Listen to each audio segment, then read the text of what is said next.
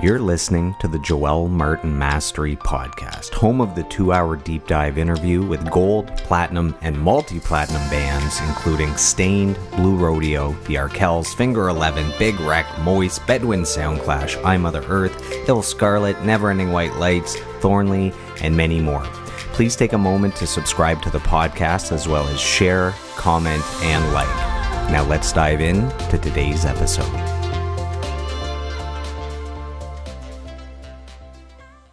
Welcome, everyone, to today's episode of the podcast. Thank you for joining us. We really appreciate it. We are joined by some special guests. They've achieved a level of mastery as two of the co-founding members of the beloved band, the Dreamboats. So we have with us here, welcome back to the podcast, making their triumphant return. We have Chris and Johnny of the Dreamboats. How are you guys doing, and how good did it feel to be back in Ontario, playing to some super amped up hometown crowds here? Some great shows. It was great coming back home. Yeah, I mean, we're down here in California now, but we were back home for about a month, and we played like 8 shows? Yeah, 8 or 9 shows. It was great playing Toronto, the Elma Combo, nice crowd. That legendary venue, legendary, newly refurbished. That was. The upstairs is a different beast from the downstairs, right? They put like millions into it or something. They were closed for years, weren't they? Billions. Yeah, and it shows. I mean, state of the art, top notch. So that was great. We played the Rec Room in our hometown of Mississauga. That was really cool. Had all the familiar faces out. So it was fun. It was nice being back home, but we're always kind of scrambling a little bit because all of our gear is down here in California. So, we gotta get people to give us rides and things like that. Asking dad for the car. It's nice going back home and of course seeing family, but we definitely feel like there's a routine down here for the most part, and it's hard to kind of keep that routine when you're back home. It's nice to switch it up a little bit, but as much as we love going back home, we also like being down here and working and making it happen too. So to make the transportation easy, do you guys mostly rent equipment when you play down here, or do you bring your equipment with you on planes? We know how planes like to handle guitars in cases, right? Yeah, they don't like it. We have actually 2 sets of gear. Like we have our Canadian stuff, and then we've acquired gear down here. So I got a separate drum kit. Richie's got his Lux Tone amp, handmade in Palm Springs. Nick Matasio shout out, which is amazing. We have our dual gear. It's just more the we got a trailer down here and stuff. So it's the logistics. It's a bit of a nightmare when we come home. Back line, we have to go rent from L&M, of course. Shout out to L&M because Guitar Center cannot compare. I will say that. The Long and McQuaid sponsorship will come in after this episode for the podcast and for the band. Long and McQuaid used to sponsor the open mics that I did, and also the big vocal competition. So Long and McQuaid has always been super supportive, and I believe Pat Ferlin was the manager at the one on Rathburn, and I still see him here and there and have them on Facebook. So Long and McQuaid, special place in my heart, going back to the Mississauga days, which is amazing. So you guys are true professionals because you have 2 sets of gear. So depending on what country you're playing in, you got your gear ready. Each with their own quirks. Each just gets the job done. Yeah. Each just good enough. So I had you guys on the podcast back in June of 2022 on episode number 63. So those that are tuning in today, we're doing something a little bit different. So on that episode, we did a full 2-hour deep dive, your entire life, career, discography. On this one, we're going to spend about 30 minutes catching up. There's a lot that you guys have been up to in the last year since you were on the podcast. And then we're going to dive into your 5 favorite albums. So that's a part of a new series here at the podcast. And there's something here that I thought was pretty cool. So we were originally supposed to do this yesterday, just picked a random date. It was going to be yesterday, and then we have to move schedules around to today. And yesterday would have been exactly a year from the first interview. So without thinking about it, June 28th, 2022, and then yesterday was June 28th, 2023. So with no thought, it would have been to the day a year. And none of the 3 of us knew that. We just booked a random date. So I thought I wanted to throw that out there. It's Oh my awesome. God. I can't believe it's been a year though. That's the thing. I remember what we were chatting about. We did some drive, to California, and we were talking about that. And I can't believe it's been a year. Where is the time gone? Crazy, man. And congrats to you for all the amazing episodes. You've been working with so many amazing people since then too, which is great. Good to hear. Thank you. Thank you. Yeah. And your episode, so the five favorite albums series, I basically only invite back the most popular guests. It's like by fan demand, they want more from these guys. So in 2022, your episode was one of the most downloaded episodes, period. And Wow. the other guests in the top 10 have sold 1 million, 5 million, 10 million, 15 million albums, to show you how dedicated the Dreamboats fan base is. They showed up in droves, and by popular demand, you guys are back today for another couple hours. Thank you, Nice. everyone, Yeah. for tuning in. There you go. So lots to talk about, lots that's new with you guys. So why don't we start with probably the most important thing is you guys released a new album in April of 2023. So this is called Sweet Nothings. What has the reception been like so far over the last few months, as far as fans, critics? What are you hearing about the album? We even have like our close friends, our biggest fans are such an awesome support to us. You know what I mean? And we want to use this as something to show our fans, like that we can get we get a creative too. Obviously, a lot of our set is playing the covers. The shows that we're doing down here are playing the covers, but we it definitely inspires us to write more, write to get as much as we can released out there. This album to us, I think, was just something that we had these songs, we were sitting on them for a while, and it was just one of those things where, like, Justin was in the house with us recording, and we just wanted to just get these out, and some people that know of us have heard a couple of these songs from the past, and we just wanted to kind of record them, get them out. And some new to other people down here, and to a fan base down here. But yeah, I guess you can say, when it comes down to it, the ones that really, really are into you and love your band are the ones that are going to be making the most comments and encourage you online and writing you the messages. So I like to think, to the people that I wanted to hear, they enjoyed it, and very encouraging of us releasing music to whatever capacity.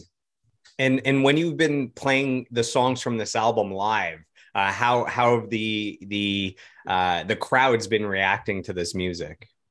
Yeah, it's been good. I mean, we've been kicking off the set. When we do like the original set, we've been kicking it off with Sweet Nothings, the first song of the album, which is a pretty big tune, kind of in your face. And yeah, people have been really digging that. And then we kind of break down one of the songs, we do an acoustic moment. So we're kind of just, it spans the whole spectrum. But like Chris was saying, we were all living in this house out here in Desert Hot Springs, California. We had Justin, he had the gear, so we were just like, we've been sitting on these tunes for so long. We just got to make something happen here and get these songs out. So we didn't overthink it too much in that sense. We're just like, we're overdue for some music. Let's get it out. And yeah, it was fun. It was an interesting process though. There's a few little fights and a few little highs and lows, and it was, you got guys living in their mid to late 30s here in one house. It wasn't that bad. Tensions can get high. It's normally hard enough for bands to get along when they just see each other every few days at like a band practice, but you guys, like, everyone is together as one unit, so you better like each other, or at least like the music that you're making. Yeah, well, Who saw? just kidding.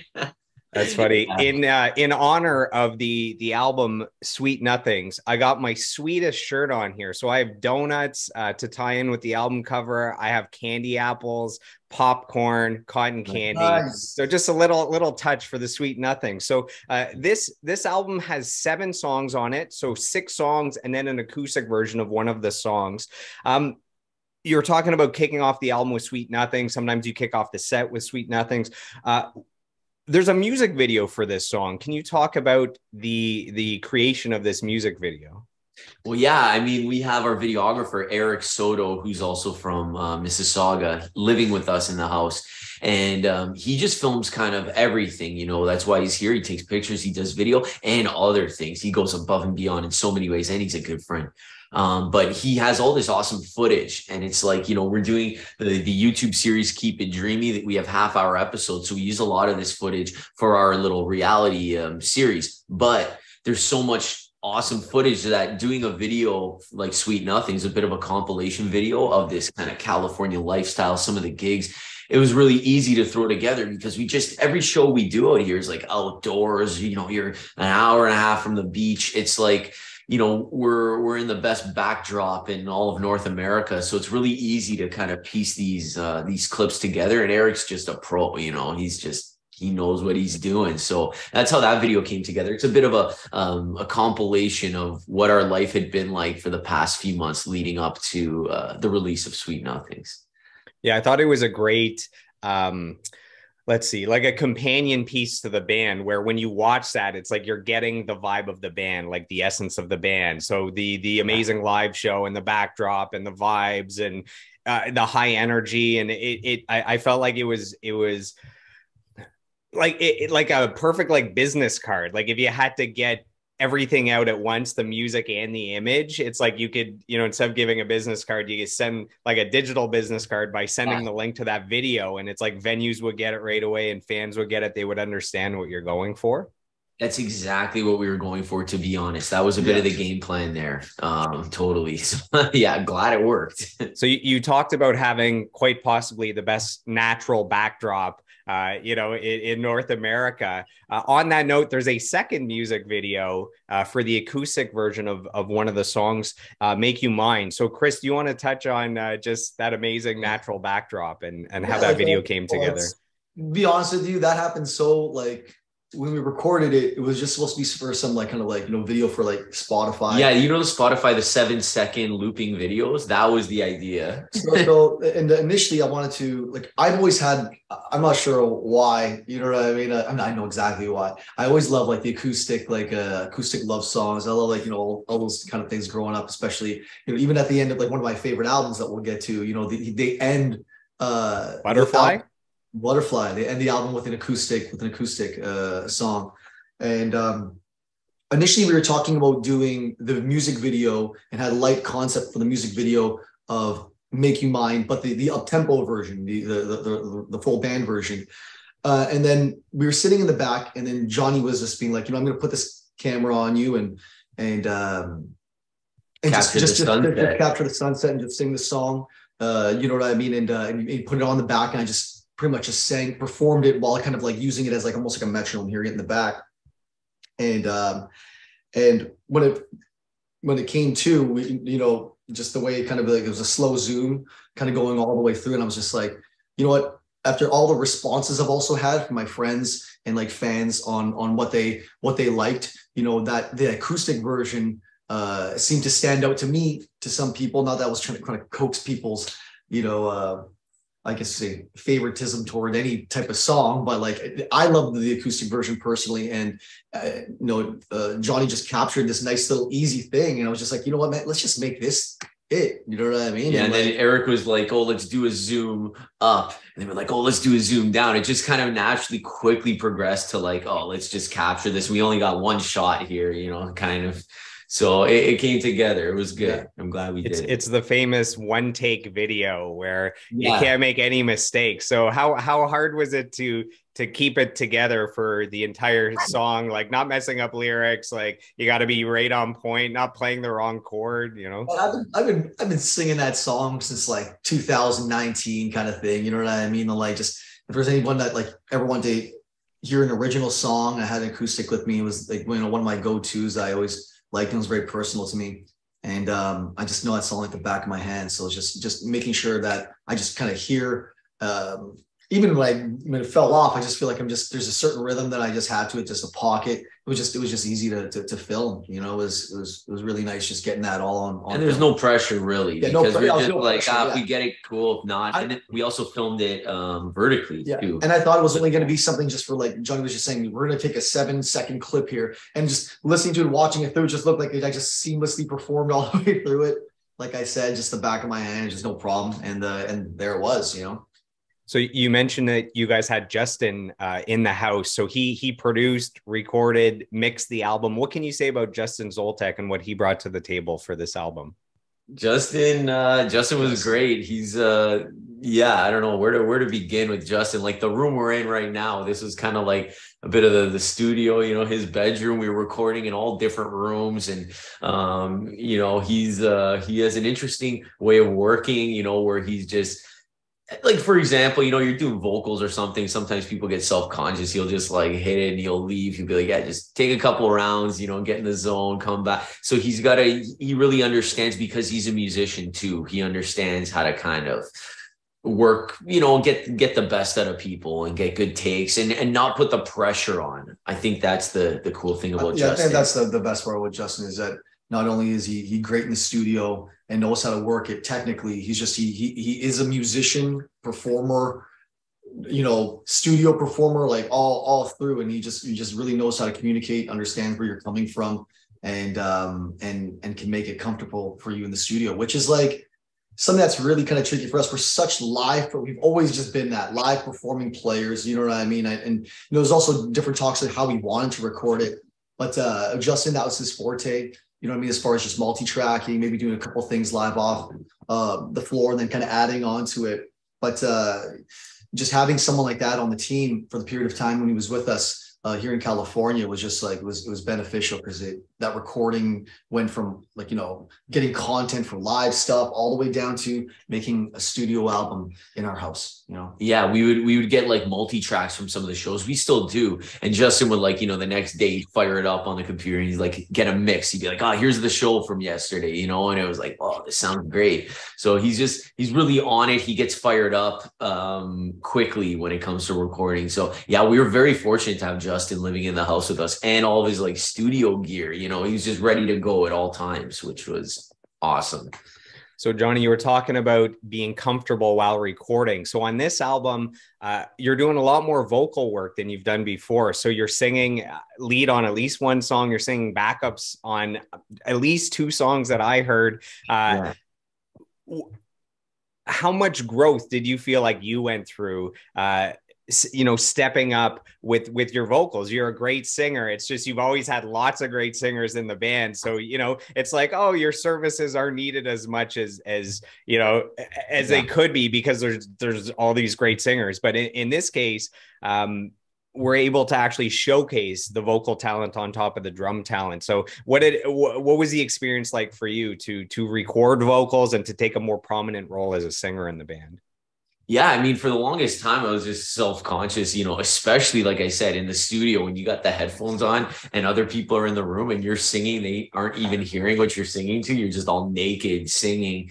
And then I don't know what it was, you know, on the last album, I did a lot of the harmonies and stuff. And then with this one, we did Hello, Josephine. We actually recorded that earlier last year.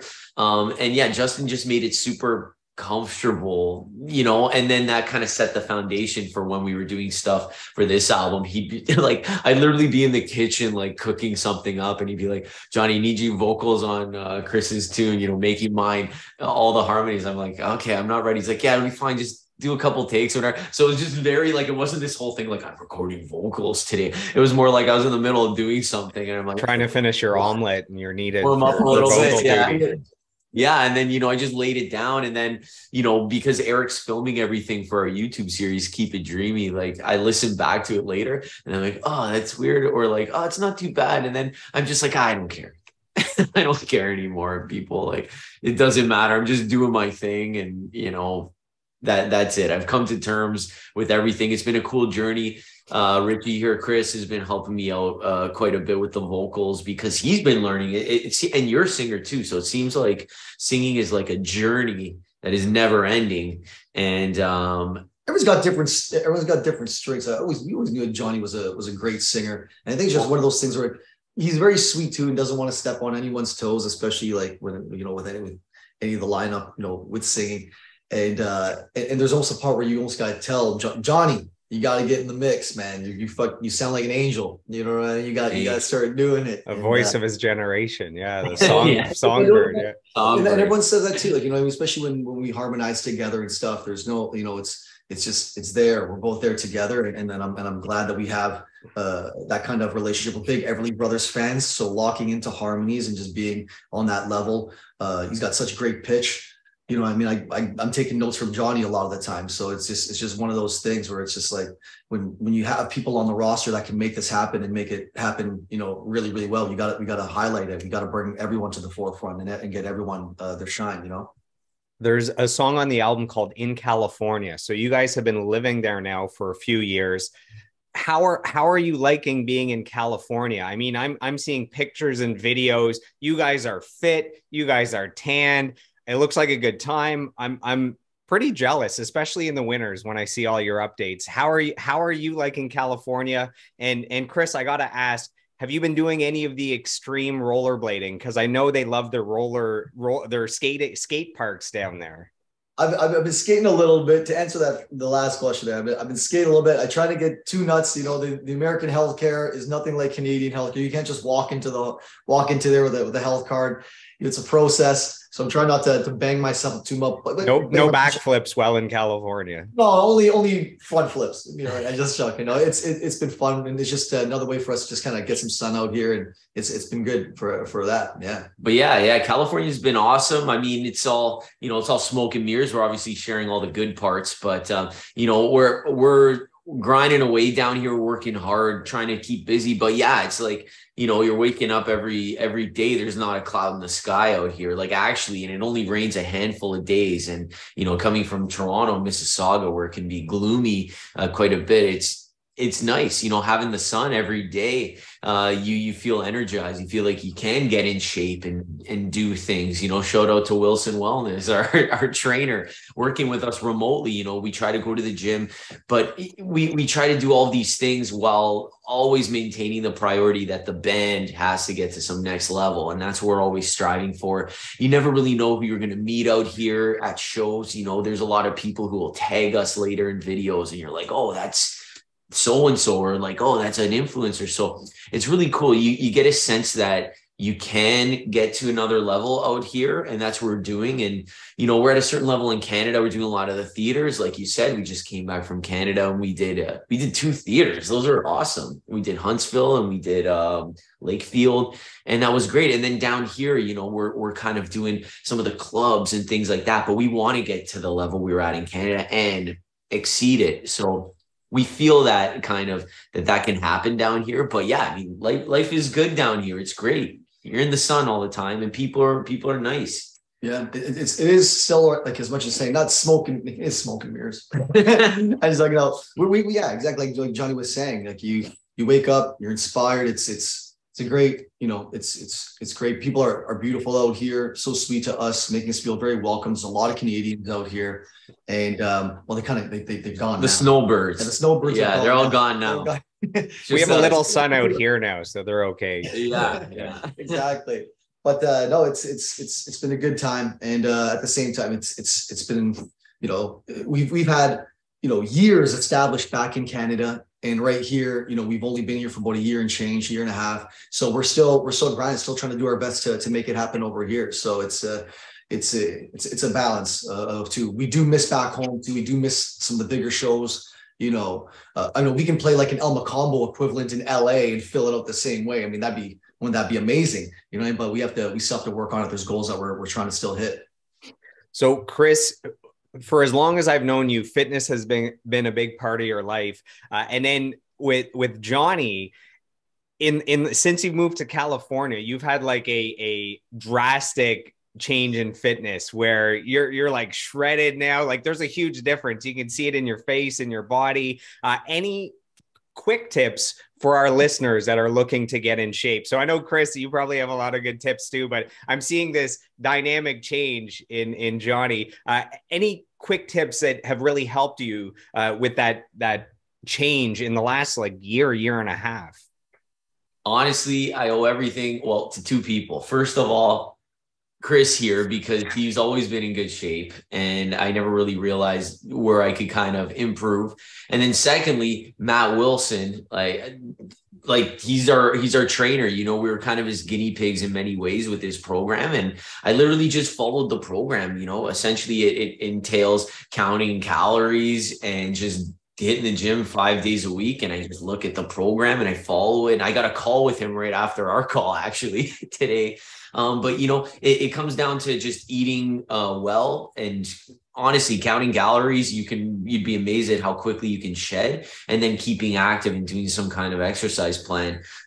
It just like the changes came really quickly. I was almost too thin there. I remember my mom was crying when I came home. She's like, "You look sick," but I was shedding years of. She has that motherly need to like make you pasta to fatten you back up, you know? Yeah, that's what it is. It's like when no one's used to seeing you like at a certain weight. Well, realistically, like, you know, put your age in there, put your body weight and you know, and your height, and then you'll come up with your, like, was it the BMI or whatnot of like what you should be sitting at. And with people our size, you know what I mean? It's like, you know, 130, 140, that's not a bad thing. So when you're like so used to walking around like 155, 160 or something, that people are so used to seeing you like that, you know, it's even though they're used to seeing you like that, ask yourself if you're the most healthy at that moment, right? So it's like, and so it's a late night pizza.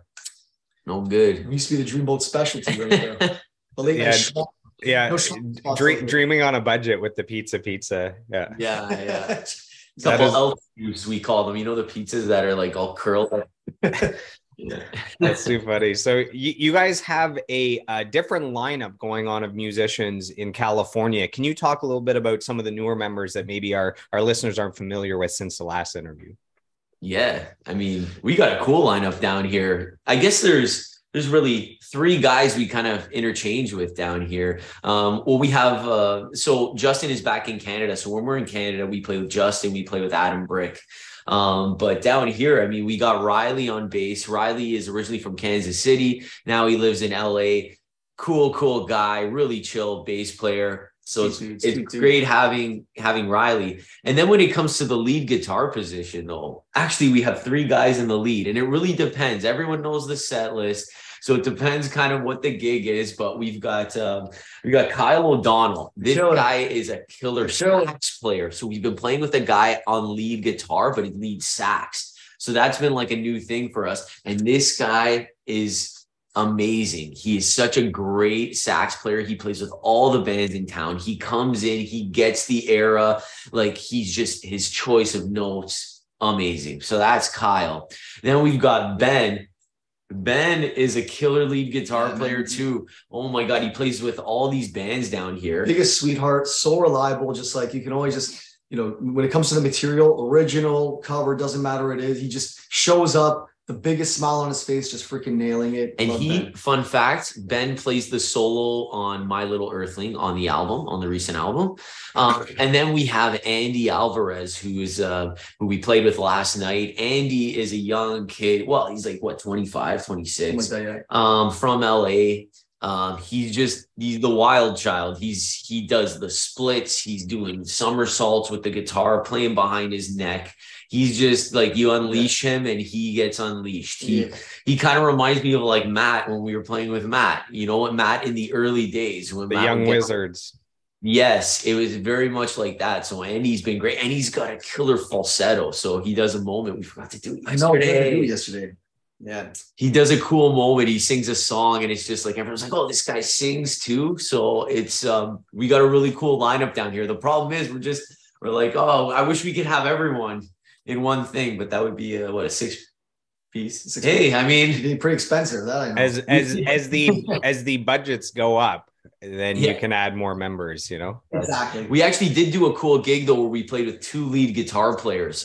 This is about a month and a half ago. In Beverly Hills. Yeah, we played at this mansion in Beverly Hills. We got to meet the mayor of Beverly Hills. It was really cool. Blew her socks off. But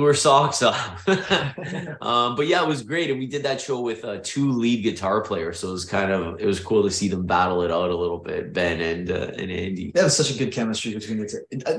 Yeah, we're very fortunate that we have guys who care about the band and want to play with us down here. We got a good lineup going. And you guys have a casino residency coming up in August. Can you share what fans can expect there? It's been Agua Caliente, the casino that we play for. Like when we first got down here, we played one gig, and then they locked us down to a monthly residency. Consistent. They gave us the billboards. They gave us a lot of advertising. Like a lot of the slots in the thing, like we'll have our Dreamboats on. While you're losing your money, you can think of the Dreamboats. Yeah. And no, this is the third term that they're redoing with us, and they're switching up a little bit. Where we had some good success when we did themed type performances. We did the Elvis. We did the Elvis one. That Richie here played the part of Elvis. Took out his dad's old the leather pants and came out and half down. Generation. He got a job as a dancer at the casino after that as well. You got a few offers. got the Magic Mike show coming up. What's it called? And then we did the Beatles one when they advertised that. That one had, they said that was one of the bigger. I think it was their biggest show. So they're capitalizing on kind of making these themed kind of things. And I suggested, I'm like, well, what we have pre-existing in our set list repertoire, we can add a few more songs to what we kind of know, and then we can gear towards certain themes. So specifically, the $1 Million Quartet, we can play Jerry Lee, Elvis, Carl Perkins, and Johnny Cash. We can do an hour set of like those songs and gear the promotion towards that. Then there was also British Invasion. That's coming up. So I'm excited about that. We're going to be learning a lot of songs. We never had a lot of British Invasion in our set. So is that like Rolling Stones, The Who? It could be Rolling Stones, Hermits, like it could, and we haven't even picked the set yet, but like I'm personally, we both are. We're very excited because he's big during the Pacemaker. During the Pacemaker side, I don't care what the guy's singing. He can sing whatever he wants to sing. Yeah, so that'll be fun. So we're doing essentially all these theme shows moving forward for the casino, and it seems to bring out like a lot of new people, which what are the ones that we're doing too? I think we're doing another Elvis one. The Day the Music Died. Richie Valens, Big Bopper, and Buddy Holly. That'll be fun. Which is going to be easy because we grew up pretty much just playing the La Bamba soundtrack. So it's a good excuse to add a few more Buddy Holly tunes. So it's just good excuses to freshen it up. We've been doing these songs. We've been a band, him and I, since 2009. So it's always nice when you get an opportunity and have some time to learn some new songs, and it just makes it exciting. So I have two final Dreamboat questions, and we'll dive into the 5 favorite albums. So one of them is, Johnny, you like to post videos where you throw your stick in the air, and sometimes you catch it, sometimes you don't. It's actually more entertaining when you don't catch it and you watch your reaction or watch you recover. How often do you actually catch it? Is this like 90% of the time? Is it like 25% of the time? I want to know the truth here. It's the 50-50. As it goes up, it's 50-50. Well, it depends. It's like you say, I was like posting these videos of me catching it and like no one cares. And then I do the compilation of me missing the sticks and it gets all the views. So I'm like, and everyone tells me what you said. They're like, oh, I could watch this, like do a mega compilation, just dropping sticks. So I do drop sticks, but like yesterday I caught a lot of them. But I'm not too worried anymore now. I'm like, now that I know, and that's what's been cool about filming myself on the drums, is that I can see what works. At the end of the show, I just go back and watch it and I'm like, oh, this is cool. And then I start to realize, catch the stick or drop the stick, it looks interesting regardless. And essentially I just want all the attention on me. He gets it. All the videos Johnny are. So two things. Is it that you have another stick like ready in a holder in case you drop it, or is it that you're playing at a part where that you could continue playing with just one stick and people wouldn't notice? Well, fun fact is that like I said, broke my wrist last year. This is a whole side topic. I won't get into it, but I had to play with one arm for like a long time. So I built the superpower of being able to play with one arm. So when I drop sticks, it's like, there's no problem, nothing. You might hear like a cymbal is not there for like, a bar, but I'm back. And I do keep the sticks. I keep them either on my kick drum. I have them lined up right there. In Canada, I have this old little holster I keep under. So yeah, I got them easily accessible. And I usually have about 4 backups, which could go away pretty quickly. Then I got to gather them. I got to collect them at the end of the song. So from the period of drumming, which is one arm, do you have like one big Popeye sized arm and then one little stick? Or there you go. That's the gun show. That's the good arm right there. Pretty much that. Yeah. Awesome. So my last question is about, you guys started a podcast. So that's that with the Dreamboats. So it's in video version. I believe it's an audio version as well. Maybe I'm wrong about that. What have you learned from the last, say, 10 months or so since starting that podcast? Well, we haven't done one in a few months. It got really busy down here, but we learned a lot. We learned, first of all, the idea of the podcast was we'd always wanted to do a podcast. And then it was just like, well, we don't even know what it's going to be about, but we just got to do it. So we went in there, and you're going to be like, oh, God. But we went in there with like no plan. It was just like, we're going to sit down and just have a sip and just start talking. And I think what we learned is that it's nice to have some topics. It's like you realize it's hard to just talk for an hour or two.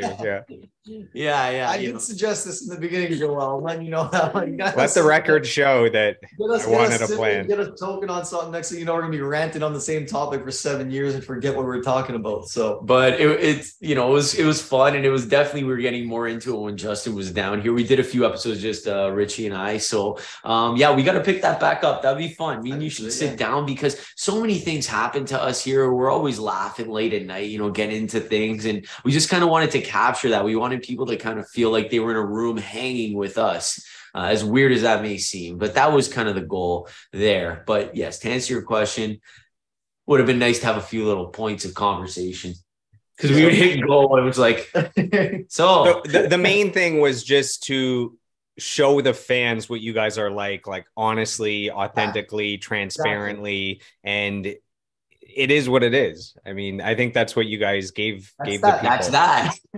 Exactly. Well, at least you knew what you were doing with the title, which is good.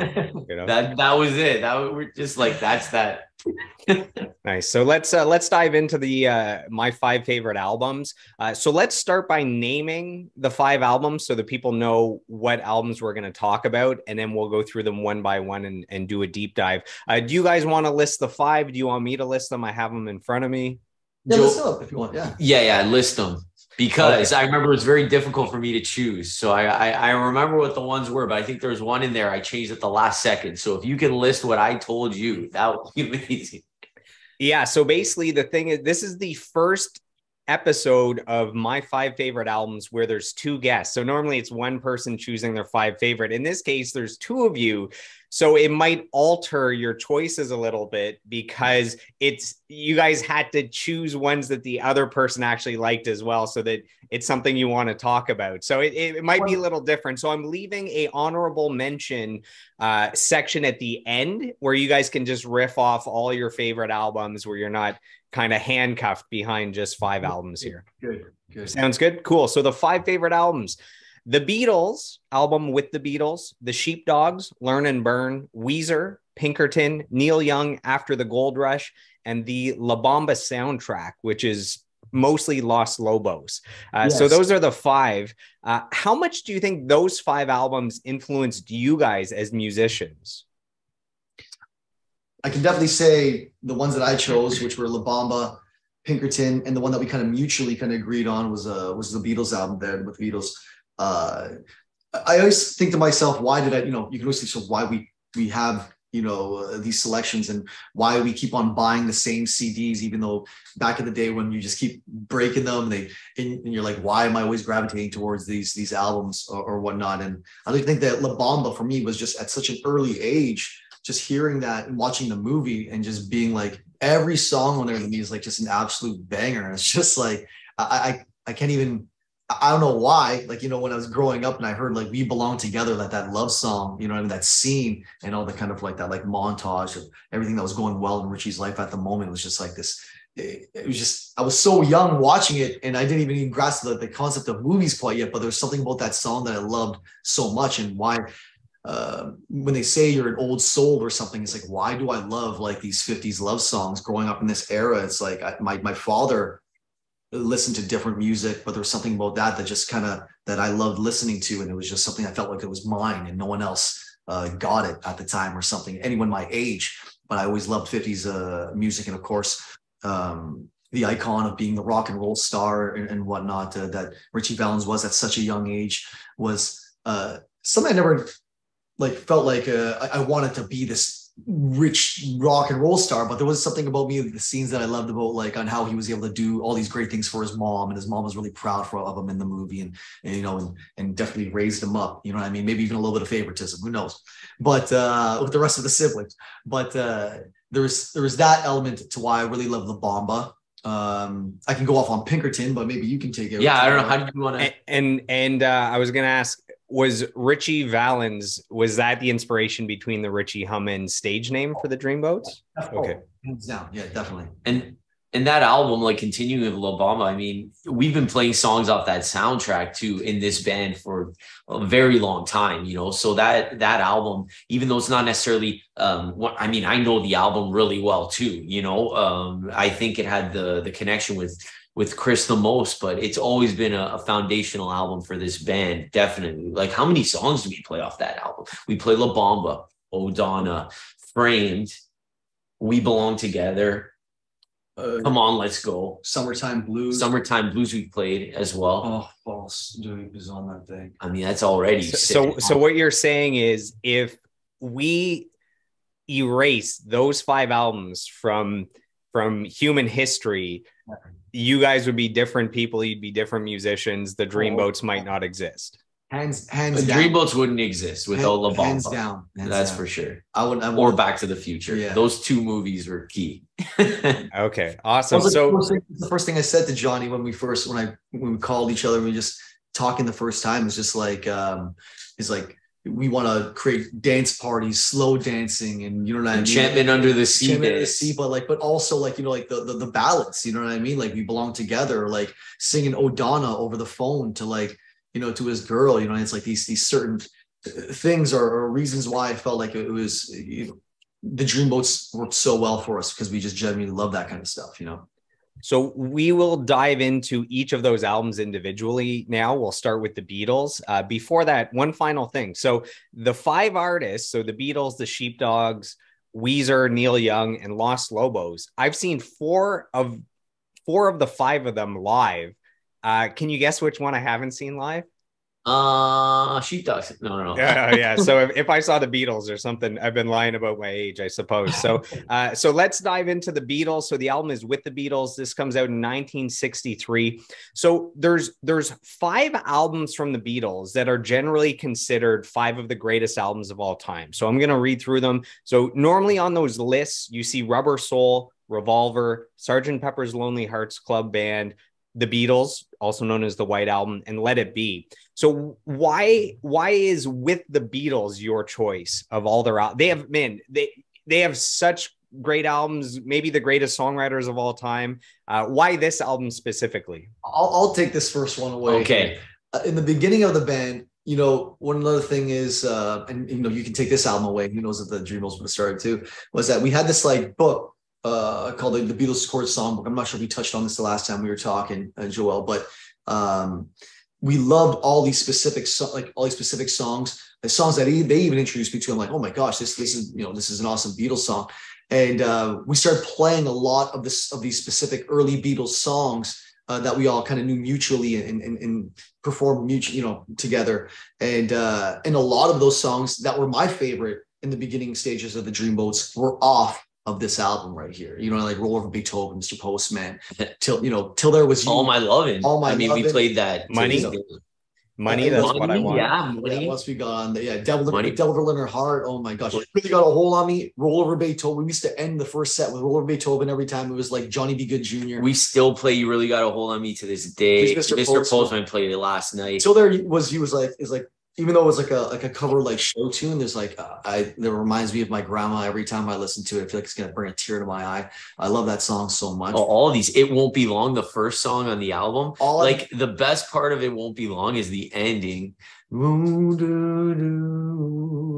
which is crazy. And fun fact is that the Sheepdogs end one of their albums with like they end the whole album with like a similar kind of ending to the song It Won't Be Long. I remember listening to it and I'm like, they know what's up. You know where the influence is on that. At least I think it sounds very Beatle-esque. So Lennon. Yeah, like we're just looking at the track listing again. All I've got to do. Oh man, that song is so smooth. Like that's not like listen to that groove of All I Gotta Do. Tell me that isn't like that. Like it's not like it's like it's sick. It's like.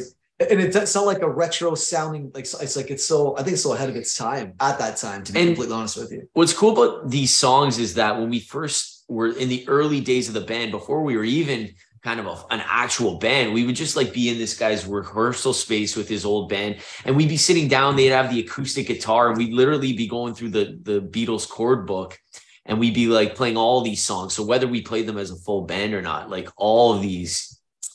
The only one we probably didn't do is Little Child.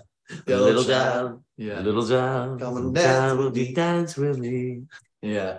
Yeah. So this album was a big deal for the Beatles because this is actually their first North American release. So this introduced the Beatles to the North American crowd, and it's funny, they gave it an augmented title. So it's with the Beatles in the UK, and when it came out here, it was Beatlemania !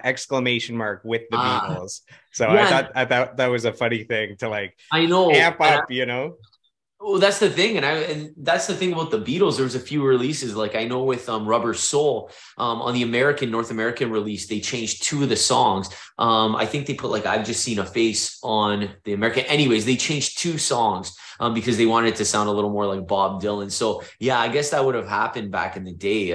When they bring it to North America, just judging by the crowds, they would change things a little bit, market it differently. So, and that's even when we were talking, like with the Beatles, Meet the Beatles. I'm like, there's too many Beatles, and I get confused even. But yeah, this one, we're just looking at the track listing. Is this here. boy on that too? No, I don't know if this boy, but I mean, all the early Beatles albums are huge, but this one specifically, like all of these tracks, we've had moments with. It feels all right now. Hold me tight. There you go. We're giving the fans more than they asked for with the live hearts. You had the warm. That's why you had the warm tea you were drinking, is you knew you were going to break into song and dance at some point. So the Beatles are the best-selling musical act in human history. So I think everyone just assumes that.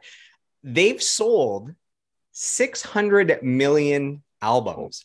So the best-selling album of all time is Michael Jackson Thriller with 60 million. But then it's the Beatles, like they have so many individual albums that have sold 20 million, 30 million, and it's crazy. So this album itself, it sold 5 million. It's not the biggest of all the Beatles albums, but it was kind of the starting point where Beatlemania kicked in, their first album here in North America. Are the Beatles the greatest songwriters of all time? What do you think? I mean, I think for pop songs, Lennon, McCartney, I mean, there's so many other great ones, but it goes beyond that so much, is that not only did they write the songs, but they played the songs and they played great parts. Like Paul McCartney, everyone thinks of him as like, the greatest songwriter, but the guy's also like a killer bass player.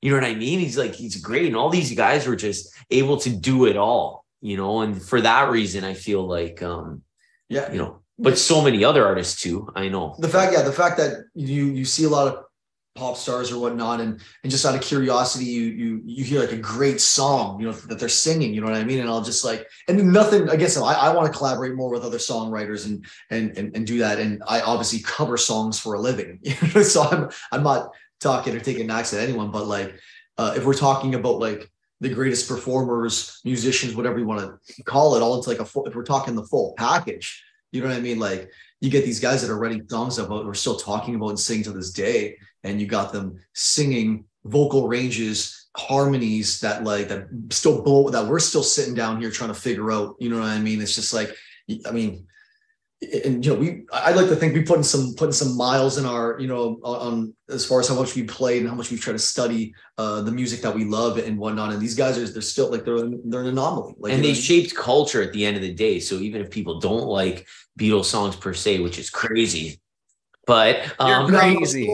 Even if they don't, it's like the Beatles just shaped so much of the culture during such a pivotal point in modern, pop culture, like history, the 60s, the late 60s, especially. It's like the Beatles were all about that. They were talking about the things that were going on, using terms that people were using that were cool at the time. So pushing the boundaries, just not really, sticking true to themselves, like reading in some of their books, just even a quick fact of just like, like the whole, the whole racial tensions, back in the day of like separating, you know what I mean? Like, the crowds and whatnot. And they're like, look, we're not playing those separate crowds. Like we're playing at one crowd, or we're not playing like stuff like that. You know what I mean? And not really just conforming, you know, to the way things were at the time, and you know all those kind of weird things that were happening during that period in like America and stuff like that. And they're the best, and they themselves, you know. Yeah, and it's not just that you could take their songs just strictly as songwriters and they would match up against any other songs in human history. So it's not just that they might be flat out the greatest songwriters of all time. It's like you mentioned that they changed not just the music industry, but they changed the world. And before them, most performing artists didn't sing their own songs to start with. So here you have artists that actually were like, no, we don't need outside, you know, help. We can write our own songs. So that changed music because people started to realize that they could write their own songs. Before the Beatles, songs were do do do do do do, like they didn't mean anything. It's what was catchy, what could we dance to, you know, tutti frutti all a Rudy. And then you have the Beatles that have something to say, and that changed things along with Bob Dylan and other artists. And then there's also that before the Beatles, the music industry was all about singles. And the Beatles were the first act that had enough songs that people wanted to buy a full album because there was enough great music. And the Beatles changed the music industry from being single driven to being album driven, which is a lot more lucrative because people are paying for 10 or more songs versus just one song. So they completely changed the music industry. And then I believe they were the first artists playing in arenas and stadiums. So they changed the live touring industry.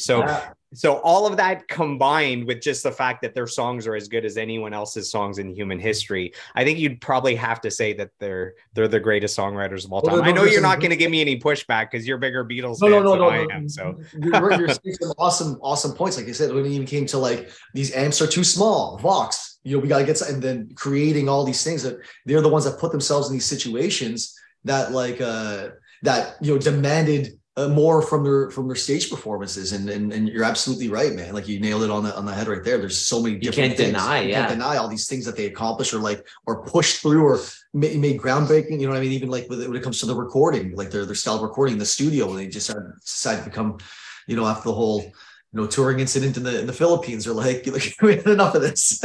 we're gonna go and become just studio musicians. You know what I mean? And they push that to the next level too. You know. That's true. Yeah, I didn't even mention how they changed actual recorded music and recording studios and all that stuff. So, man, we could talk about just the Beatles on them all day for the full 2 hours. So, a few more things about the Beatles, and we'll move on to the next album. So, in my last interview, I interviewed Matt Starr, who's the drummer for Sarah McLachlan and Buffy Sainte Marie, and he's played with Lisa Loeb, and he drummed with Chris Shiflett of the Foo Fighters. So this guy is super legit. And he was saying that it was hearing the Beatles as a kid that inspired him to become a drummer. So like Ringo Starr inspired him.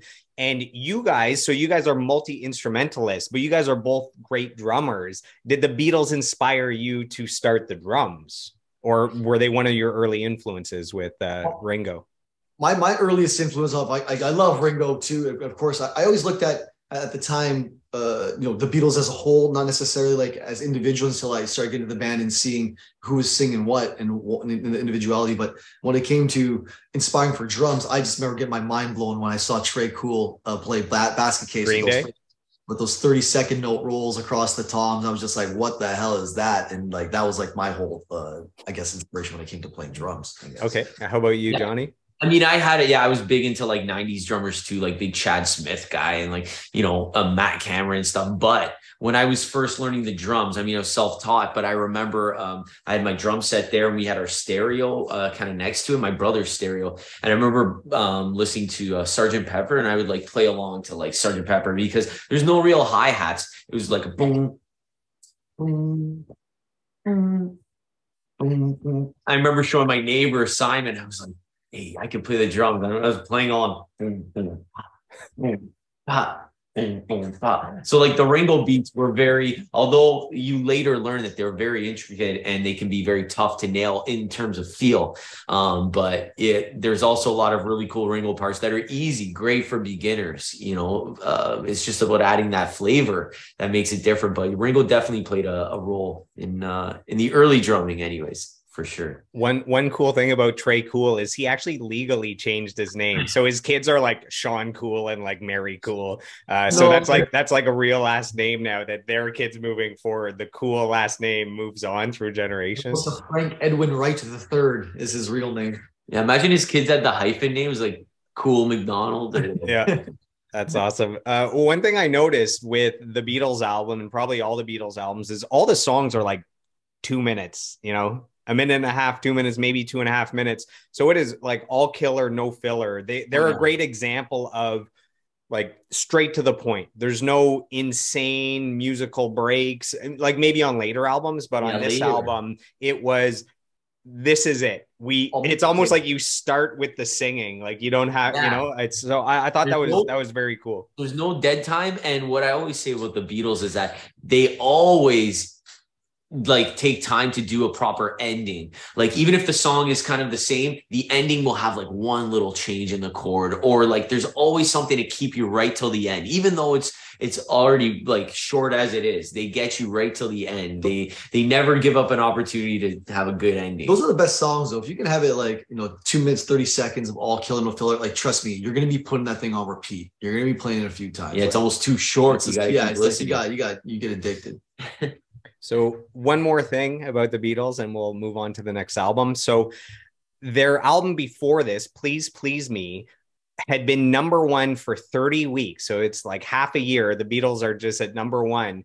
And then With the Beatles comes out and knocked Please Please Me out of the #1 spot and stayed there for 21 weeks. So the Beatles, period, the band was #1 for 51 weeks. So 1 week shy of an entire year. And still to this day, there's no artist in human history outside of them that have basically locked down the #1 album for essentially an entire year.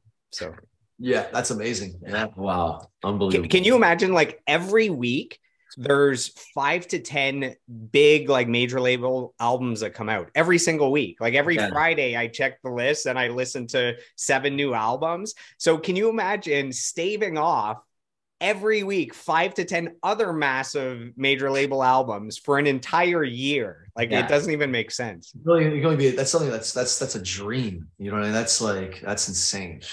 Wow. Yeah. So I have a myself on the back of that, if I was Paul McCartney or John Lennon. There you go. So I have a perfect segue between the Beatles album and your next album, because the Sheepdogs album, Learn and Burn, the Sheepdogs have mentioned that the Beatles are one of their top influences. And Johnny mentioned that he thought he heard a Sheepdogs song that sounded like it was very Beatle-esque. So that's the transition from the Beatles into the Sheepdogs. So the album Learn and Burn comes out in 2010. Do you remember the first time you heard this album? Yeah, I remember the single. So this is more of a me album here. But yeah, I remember when funny thing is that I played a gig with the old band I was with, White Cowbell. We played this Juno industry after party, and I remember the Sheepdogs were opening the show, doing like an acoustic thing. I remember chatting with these guys, and they were kind of like, yeah, we got to do a tour at some point, and chatting with us. And then I remember Ewan was just kind of like, yeah, we got we're gonna be doing this thing with the Rolling Stone cover, whatever. And it was like right before that whole thing came out, and it was like as soon as they got the Rolling Stone cover, and then I Don't Know came out, I felt like everywhere I went was Sheepdogs. So naturally you listen to the album, and I remember at first, because I love kind of retro rock and roll, classic rock and roll, and I definitely hear the Beatles influences on there, so that caught me. And then there's a lot of kind of that 70s like southern rock and roll, which was like my first band, and you just hear the influences. They're nailing it, the vocal tones, the instruments used. And I was just like, I remember showing my brother, like, look, this sounds like the Doors, or like this sounds like this. My brother was like, whoa. So I remember very quickly being like, this album's cool. And then the more you listen to it, Like, I honestly feel like that album is going to be like a classic, if it's not already a classic Canadian album, like cut to 30 years from now. Like, people are going to Learn and Burn is going to be like one of those iconic albums. I got it on vinyl. I'm like, this is going to be a classic album. I don't know. What are your thoughts? I mean, you must know the album. Yeah, absolutely. So what's crazy is when you hear the album, or at least the single I Don't Know, you're shocked to find out that they're from Saskatchewan. It's like, Yeah. it's so strange because it has that Southern rock, old school 70s, 80s feel. So what's wild is they self-recorded and self-released this album before the whole Rolling Stone cover thing.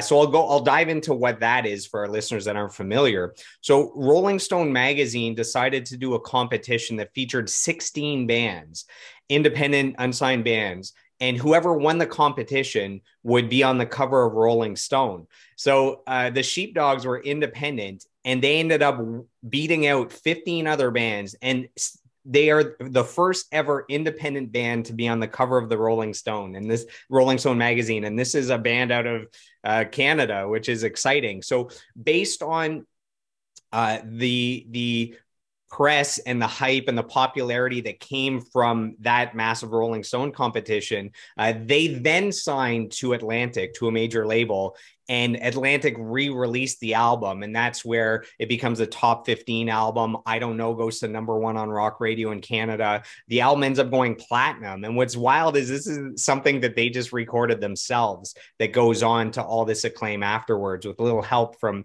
Rolling Stone magazine. Well, I didn't know they recorded that on their own, but that makes sense now because we've been fooling around recording stuff, and I'm like, oh, that's why it has that kind of feel. You know what I mean? And that's what we talk about all the time too. I love albums that have a live feel, like, the Please Don't Lead Me On. That's I think the second song on there. I love that song, and like at the end, it's just like ends, and the guy's like, hey, it almost sounds like they like got the take. You know what I mean? And it's just left in there. And that song has such a catchy chorus. That song is so great. That's one of those songs that's so short that you want to listen to it again. You know what I mean? So all the above, everything you're talking about with the Beatles, I think now you've hit the nail on the head. Is like, that's why I like the Sheepdogs. I see all of that kind of stuff in there. Big Allman Brothers, and like so many influences in there that I really love. Like they're big Guess Who. Like, they have to be hugely influenced by the Guess Who. You know what I mean? That's what I hear the most when I listen to the like. Oh yeah, just like, well, at least that era. Totally. So it's cool that they also seem to really dig like the Canadian content too. So it's like, for all of the above reasons, that album has just been so cool. I mean, I love all the other albums too, especially the ones like after that. Future Nostalgia was a really cool one I liked as well. But yeah, Learn and Burn, it's like one of those ones front to back. I like every single song on there, no skips. And that's cool being from a Canadian band, yeah. What I find funny is Dua Lipa. You're going to be like, why is he talking about Dua Lipa? So a few years ago, she had the best-selling album in the world for that year, and it was called Future Nostalgia. And obviously the Sheepdogs album came along before that. So I feel like, it's Dua Lipa should personally say thank you, at least for the album title of her best-selling album. And guys, do you want to know how I know that the Sheepdogs recorded this independently? Do you want to know how? Yeah, I'd love to know. Because I talked to the Sheepdogs and I got 2 quotes from the band members themselves that are stoked that you chose one of their albums as your 5 favorite albums. And they have a little bit of behind the scenes information here to share. So first, from Sam Corbet, the drummer, drums, percussion, backing vocals, Sam says, "We recorded this album in an apartment because we didn't have enough money to do it any other way. I really liked the songs, but I had no clue it would turn into any kind of success. Looking back now, this album is where we became the band we were always meant to be." So that's from Sam first. Wow. And then from Seamus Curry, who keys, trombone, guitar, and backing vocals. He just released a solo album as well that you guys should check out. Seamus says, "Hey, man, that's cool that they chose our album. Learn and Burn was definitely a breakthrough album for us, and those songs are still the ones that really resonate when we play them live. The title track especially has become a real psychedelic jam feature for us with some real extended solos." So that's from Seamus Curry. Oh, that's awesome. That's so cool to hear that, you know, because yeah, you just think that bands maybe have budgets or things, but now that all makes sense why the album sounds so cool. It sounds like they really were able to do whatever they wanted. You know what I mean? Like the tones of the voices and all the effects use sound so like authentic. The reason they're authentic is because it's like it's on a budget. It was done by themselves, not on a budget, but you know what I mean? It wasn't done in some high class studio. It was just done by They the had guy. to probably like MacGyver certain techniques, Yeah, and not as many mics as they wanted, and not the great studio rooms they wanted. They just figured it out. They knew they had the songs. They just had to figure out how to flesh it out on a budget. for sure. And you get a sense for the room. It's like even recording here in the room we were almost going to do this interview in. Hey, Joel, it was a little echoey, but it's like, we've been recording drums in there. And then it's like you hear, I remember Rick Rubin was talking about Chad Smith, how they recorded the drums for Blood Sugar Sex Magic, the whole album in like a solarium. So it was like the opposite of what you think. Studios are like all treated and like dead. And they recorded that in a big room. And as soon as I heard that, I'm like, yo, we could just be recording anywhere. So that's really cool. I didn't know that about Learn and Burn. That's awesome. That's actually very inspiring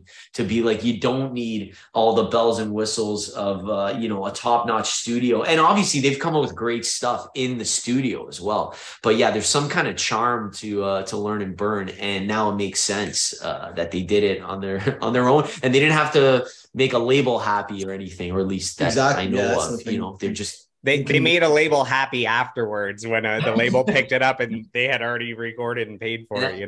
That just works. That goes to show you, like when you really have the vision and you have the freedom to do it and execute it the way you want. I mean, good things can happen. But I know they've been grinding it for a long time. I remember, like, I know they have a lot of albums before that as well, and some of which I've checked out that are also like really cool. You know what I mean? So they're one of the bands that really deserved what they got, and just huge fan. Seeing them live, they're also a great live band too. It's like you go there, it's like you're just, I don't know, there's this anticipation because that's their foundation. They started as like a band, you know what I mean? Guys coming together, the bros getting in there. So Sheepdogs. Yeah, at the start of this year, I had their newest member, Ricky Paquette. So he's their new lead guitarist. Guitar player, yeah. So I had him on the podcast. So it's awesome. So for 2 hours, I got to ask questions about the Sheepdogs and his solo work and previous stuff. And shortly after that interview, the Sheepdogs came and played at the NAC here in Ottawa, which is like a mini Massey Hall, like a great looking sounding venue. So I went out and saw them, and it's awesome, man. It takes you right back to that old school time. And I guess to me, the sound of that Southern rock, what makes that sound is two things. It's the guitar work where you have two guitars harmonizing together. Yeah. To me, that sounds like the Southern rock bands. And also when they have an old school way of doing backup vocals. It's like there's a certain type of backup vocal. So between those backup vocals and the two guitars harmonizing, to me, that's where you can put your finger on it and go, oh, that's the Southern rock sound. Do you agree with that? What do you hear?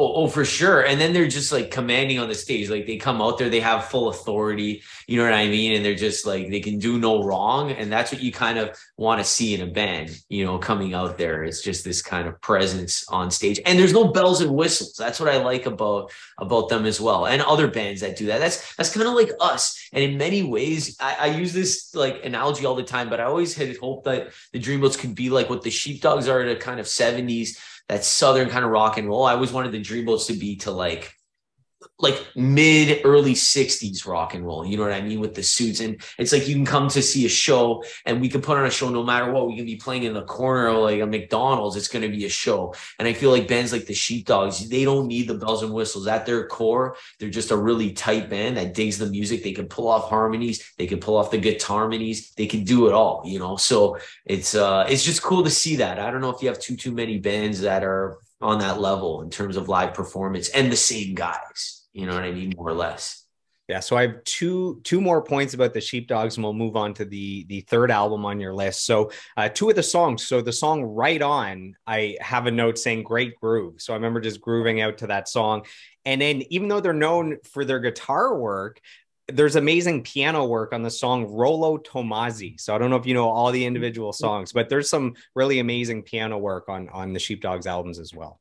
Oh yeah, oh definitely. They cover the whole spectrum there for sure. But oh man, those songs, I'm just thinking of those all in my head. Another cool thing about the album is that the last few songs, very Beatles influence right here. They all flow into each other, which is so cool. That's like straight up off of Abbey Road. You know what I mean? Like each song, it just flows right into the next. And if you're listening on the album, like it's seamless. It's obviously split into tracks. So yeah, that I just That's pretty cool. yeah, it's like you can just tell. It's like, oh, the Beatles, we got to do this, and then they did it, and it's just yeah, it's awesome. It's classic.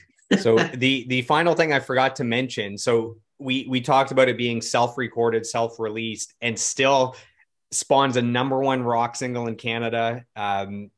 With I Don't Know. It ends up going platinum, top 15 album. They get signed to a major label. The album then goes on to win 3 Junos. So not just get nominated for 3, they won 3 Junos for Rock Album of the Year, Best New Group, and Single of the Year. So again, recorded themselves in an apartment, and they win 3 of Canada's Grammys. So pretty remarkable. That's so cool. Yeah. So cool. Yeah, so let's dive into the next album. This is Weezer Pinkerton from 1996. So this is one of Chris's choices. So Chris, I have to say that if you were to ask the general population what their favorite Weezer album is, they would say the Blue Album. But when you ask diehard Weezer fans, they would say Pinkerton. Why is Pinkerton one of your favorite albums? Oh my gosh, for many, many reasons. Definitely a coping tool of getting your heart broken. Listen to Pinkerton. That's a good one to listen to. But I also just think that for the inspirational thing aspect, I guess you can say, when it came to Rivers, just being such a great songwriter and just being, whenever we write, I think like, I think to myself as someone of a budding songwriter. And whenever we write, I think it's really hard, really telling the truth a lot of the time. You know what I mean? And really without feeling vulnerable or whatever it is. And I think that album was, to me, a classic example of someone who just threw it at the wall. You know what I mean? And not threw it at the wall, but like just very, very honest, like hard on your sleeve type of like approach to like songwriting with his lyrics, and like to the point where it's like embarrassing. You know what I mean? And he even says himself, writing Pinkerton was like showing up to a party and spilling your guts to all your friends, and then waking up the next morning and being like, what have I done? You know what I mean? And that was his point when I read his book, and that was one of the points. He also wanted to take the thing off print. It was like that to him. But it's just, yeah, I think the songs that I felt like that I've ever tried to write and show, when I try to think about like, just say what it is, and regardless how embarrassing it is or how much you sound like an idiot or feel like an idiot when you're writing it, those are the ones that translate the most. And I feel like that album, just like La Bamba, it was like one CD that I had multiple times, and it got scratched, and I felt like I always needed this album in my life, kind of thing, because we didn't have Spotify back in my day, where you actually had to have back in my day, I had a physical CD and a Walkman, and yeah, like to pretty much why I like that is just the honesty and the vulnerability of the writing in that. And on top of it too, even like Eric was mentioning, even with some of the songs that he was like writing too, and it's just how raw the recording is, and like and how it doesn't sound, it's in a studio, but it doesn't sound like it's in a studio, kind of thing. You know what I mean? And that those are some of the main things that I really like about that album off the hop. I'm gonna make a perhaps strange comparison, and let me know if you agree with this. So okay. I find that so you have Weezer's The Blue Album, which is the big polished album that goes multi-platinum, that makes them worldwide sensations. And then you have this album, which is very raw, very stripped down, and very different. And I'm going to compare this to Nirvana. So Nirvana has Nevermind, which is the super polished, big multi-platinum album that makes them global superstars. And both bands, after those big first albums, decided that they're not a fan of that crazy fame and super polished, and they wanted to go back to the raw sound. And I find that this is the equivalent of Nirvana's In Utero, where after Nevermind they went and got very raw and very introspective. So I find that those are kind of the two comparisons, is you have Nirvana's Nevermind and then In Utero in response to it, and then you have Weezer, the Blue Album, and then Pinkerton in response to it. It's crazy. I think there's a part with like artists that they want to maybe switch it up. Like, I couldn't imagine there is and I'll get to another point here, like the Blue Album came out and it was just this massive mega thing that just launched them to like superstardom. And I think, at the time, Rivers was just like, you know what, maybe I can do no wrong. Maybe. maybe I can, there's these concepts that I'm thinking in my head, and he had like little concepts of this album. And then when he recorded it, I think it just flew over everyone's head. Like, I don't think people even like, they're so used to hearing this like certain certain sound, a consistency of the Blue Album. And even though Pinkerton has a consistency of that sound all the way through it, in my opinion, it's very different. And from the Blue Album, that people were just so used to hearing these pop bangers, you know what I mean? And then like the first, think of like the opening of the Blue Album, what put them on the map, like Buddy Holly, and then think of like the title track of like of Pinkerton, which is like El Scorcho, two different like things. And any artist, would try to mix things up. But I think to the general population at the time, I think it just flew over everyone's head. And to the ones that really got into it and dug into it, they tapped into something that was like so raw and like crazy and like and fresh to them. But to like, you get a bunch of A&R, people listening to radio tracking, they'll scroll through that album, and they'll just been like, next, you know what I mean? Like nothing crazier off the bat. But then after having that, like that, I guess you say, not as commercial success, as the Blue Album, he turned around and said, you know what, I'm going to stick to this lane. I'm going to release the Green Album. I'm going to make it very much like Beatles, like kind of like, poppy hooks, matching solos to the melody will be the solos, and just play this lane and play it very, very safe. And you know what I mean? And that's what he did. And that's how he got back on there with, Hash Pipe and Island in the Sun, and got back onto that kind of like that mainstream, like pop thing level.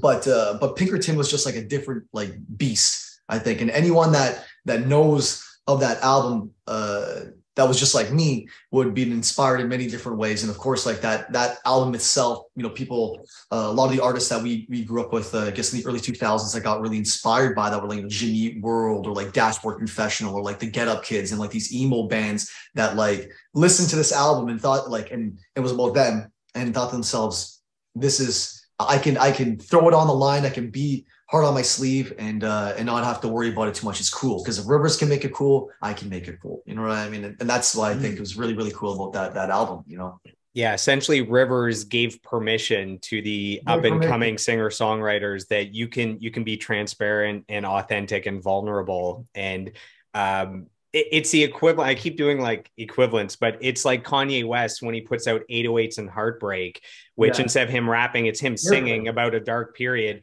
And that album went on to inspire the Drakes and the J. Coles and all. So it's the equivalent. The Rivers Como did that to the Dashboard Confessionals and those guys coming on. Yeah. Honestly, that's Joel, man. You always make some great points, man. Like, even listening to like 808s and Heartbreak, I'm a big Kanye West fan. I like a lot of his stuff, and like I'm cranking a lot of his stuff in the car. And 808s and Heartbreak you're absolutely right, is a different beast compared to like the other stuff that he was releasing at the time, and whether it flew over other people's heads too. Like, this just doesn't sound like a Kanye album at the time when I listened to it, the same way anyone can, perceive Pinkerton not sounding like a Blue Album kind of thing. But you're absolutely right, man, because like I feel like that sound, a lot of the 808s, a lot of those, the singing, the auto-tune, and being able to like sing melody, honestly seemed to come, in my opinion, like a little bit, and yours as well, like after that album, you notice that shift in kind of hip hop and how you can do it, and also in like, commercial successful songs, like you hear that influence from it. You're absolutely right, man. And both of those albums basically got mixed or negative reviews upon release. Exactly. And then over time, so 808s and Heartbreak is now considered one of the most influential albums of all time. And it actually shows up on the list of greatest albums of all time because it popularized the auto tune with rappers. So you had the T-Pains, but that was like in pop music. So you had the rappers that are now allowed to, even though they can't sing, rappers can now sing and use auto tune for a sound. It allows rappers to, they don't have to necessarily rap. They can also sing. The honesty that he showed on that album. And yeah, you have the Drakes and all those guys that come up later. So with Pinkerton, there was 3 singles. So you have El Scorcho, The Good Life, and Pink Triangle. And we mentioned that none of them really hit that hard. And when you don't have any hit singles, the album sales don't tend to come because there's nothing pushing people to go buy it. And what's wild is it's over the years that Pinkerton has become super critically acclaimed, and it shows up on the list of the greatest albums of all time now. Like, it's ahead of its time because people had expectations. And when it wasn't another Blue album, they panned it. And it's like, if you remove the expectations and just looked at it as a work of art, people might have got it right away. And to show how much the perception has changed is that the album comes out in 1996 and doesn't do much. And then in 1996, in 2016, 20 years later, it goes platinum. Right? Really? And they did end up doing a tour of doing just the Blue album and Pinkerton for one round there. Isn't that nuts? Like, and you can only think of like, you know, how Rivers would have been at the time, like just so self-conscious. And then now it's like, you know what? You can look back at that now and just be, you know what? I stuck to it. My genius has surfaced, and everyone can recognize what that is. But I gotta say though, Weezer, like I'm not as hardcore of a Weezer fan, but I mean they've managed to stay so relevant in the modern age. Like, they come up with something that one about the dog. Like, they wrote a song with like the dogs or whatever. Like, they're just always trying to just stay relevant, and that's so cool for a band from like the 90s, like to be like on the Spotify tip, release the album of covers. Like kudos to Weezer. Definitely. Like, they're attracting new fans. They're so relevant that I'm seeing them headline a festival on Friday next week in Ottawa.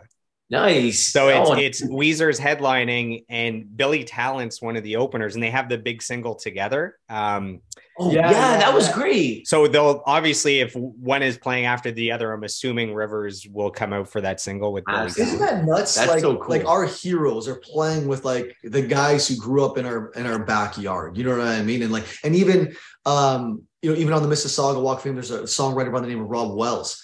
And he just posted right now. It doesn't have a gazillion followers. I took a songwriting course from him online during the pandemic.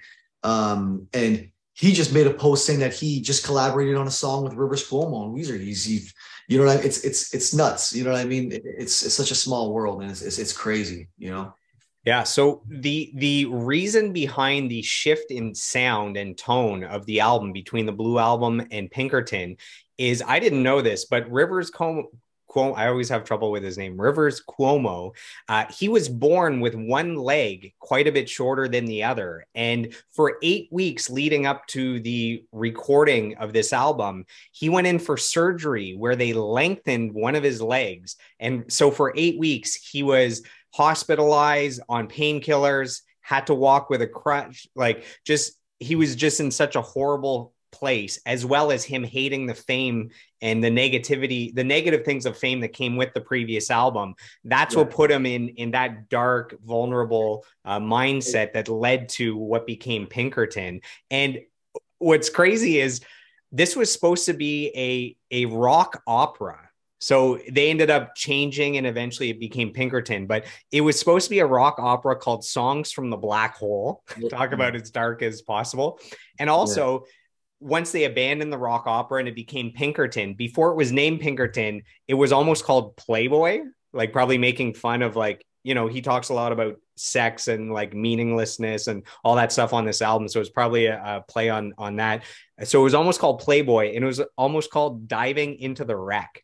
So it's like this beloved album that could have been completely different, could have been a space rock opera. It could have been named something different. It's hard to imagine these things that we love could have easily been something else altogether. What's really, really cool, like to the Pinkerton fans too, if you listen to Rivers' home recordings, that album, you'll see on like you'll hear and listen to a lot of the songs that could have been potentially like the Weezer, like the rock opera like songs where he's super friend, and there's other songs where like it's pretty much him and another person and they're in space with this girl, and it's he went concept with it, you know what I mean? And he's a very creative guy, and it's so crazy. You're saying like, yeah, I remember what you're talking about. Like he is lengthening his leg. You can see there's a performance on like The Late Show or something where he's doing Sading So, and he's wearing these very baggy like pants, and underneath those pants, he's very stationary. He's not moving around too much because he can't move. He's got these braces on his legs that were like lengthening him. But also during that time, he was going to school. I think he was going to like Harvard or something like that. And he'd black out his windows, and he'd be like, he grew his facial hair really, really long, and he didn't want anyone to kind of recognize him. And he'd be walking around campus, and girls be wearing Weezer shirts, and he'd be walking right by them. He just wanted to be like, I'm the guy. I'm Rivers. Look at me. You know what I mean? But there's also those parts where he didn't want to expose himself, and you know what I mean, and be known around as the rock star that he was, kind of thing. So I can only just imagine you put yourself in a position mentally of how this person would have been at that time. He's just an interesting guy, and he writes amazing songs, and it's like maybe all that stuff contributes to why he is so such a great songwriter and so as creative as he is. So one more thing about how deep he went with this is the album is named after a character in a book. So a character called B.F. Pinkerton. It's from a book called Madame Butterfly. So there's a song on the album, the last song called Butterfly. So tying everything together. So Rivers calls that character an asshole American sailor, similar to a touring rock star. So Pinkerton based it off of kind of this asshole character being like, that's what we've become. Like even though it's a dark album, it's like, you can see his kind of sense of humor underlying everything as well. That's another thing. I'll make a quick point before we wrap up the Pinkerton thing. Is just like in the lyrics that he has in that. What I love about the vulnerability is you see him like making fun of himself a lot, and it almost like making fun of himself where you're like laugh crying. You know what I'm saying? And to have that type of like ability to write like that and that creativity. It's just, yeah, anyone that can put themselves in those types of zones when writing and be creative like that, it's like I got to tip my hat, and it was just so engaging to me, especially going through like hard times in my own life with relationships and things that I felt like, man, you have these awesome opportunity, but what's wrong with you? What's wrong with me? You know what I mean? And that's what awesome part about that album was, like you can listen to it back to front, no skip, and just like it all tugs on the heartstrings. It's a great album. I love it. So I have a few more random points about Pinkerton, and then we'll move on to your fourth album. So the day before Weezer was going to release Pinkerton, a security company called Pinkerton Inc. sued the band with a restraining order, basically saying you cannot release the album because it'll damage our brand. And like nobody knew this company and any of Weezer, this like global brand. So a judge quickly threw out the case saying it would be way more damaging to Weezer's label Geffen if we didn't release this album than it would be to your security company if we did release the album. So they threw it out. But just a random fact, a security company trying to get in on it, Oh my gosh, just try to grab at anything at that point with these guys. Oh my gosh. Yeah. So El Scorcho, the single, I used to cover that back in the day. I forgot about that till now. So the title, because it's a weird title, like what's El Scorcho? So apparently they were at a restaurant called Del Taco, and there is a hot sauce called Del Scorcho from Del Taco. So that's where they got the name, was from a taco place. Del Taco's a chain out here. Yeah, it's like a what's it called? Taco Bell. Taco Bell. Yeah, one of the first places we ate out here was in Del Taco. It was Del Taco. Yeah. Yeah. So stomach aches from Del Taco out here. It was great. Yeah, you got the Del Scorcho for sure. So I got the Del Scorcho. Okay. So despite there being a lot of negative reviews for the album when it came out, the last song, Butterfly, the acoustic song that you've mentioned a few times, despite negative or mixed reviews, everyone agreed, even back then, that that was like a showstopper. That was like the highlight of the album. Is there anything you want to say about Butterfly? Because it's definitely a standout track. Like just the fact that like I said, like an acoustic song that gets capped off. I always felt that with every Weezer album that was ever released, there's something special with the last song that he releases, and I think it's very purpose. It's not necessarily he's trying to release some banger or some kind of like it's just something that's very much personal to him, or something very you got to be a Weezer fan to understand, I guess, in that sense. But once again, like the vulnerability of like and just of like this beautiful song, and also just like the lyrics that he's writing. Like I remember just even singing like I used to listen to that song when I used to work construction framing every day. I'd put that thing on and I'd be hammering away, and I remember singing the song. I remember the line, smell you on my hand for days, I can't wash away your scent. And I remember singing this, if I'm a dog then you're a bitch. Like I'm singing this beautiful love song, and then I remember like my coworker, he like looks over, he's like, smell you on my hand for days. What the hell does what he's like listening to Metallica, like, and you think about it, like, you know what I mean? Like just imagine like you're this guy and you're like falling in love with this girl, and like, you know what I mean? And you do stuff with them, and like, you know, you're like, you know, maybe you got to second base, and maybe in your own fucking sick, twisted head, you're just like, you got there, you're just I mean, does it sound a little weird what I'm saying right now? But like, that's the vulnerability that I'm talking about. That's like the shit that like no one would write about. You know what I mean? Like, I don't, and it's just, and he's writing it in a freaking love song, and it's just like, and the apology in the song when he ends the tag off with like, I'm sorry, and like there's something that happened there. You know and what he just I mean? keeps like, saying I'm sorry, right? So, and like, and you hear this like this yeah, exactly, this very, very like honest, you know, apology, and like you're listening to this and it's just like it's all those things in that element. Not to sound like such an emo kid, but like I gotta respect people that know how to just put themselves out there. And I feel like even like a songwriter, you know, myself, it's just like I'd love to be able to write half the things that are on my head without feeling like I'm tripping people out or offending this, offending that, or that this person, that person, or whatever it is. And like there's so many. And I think it gets to a point where you almost got to let it go.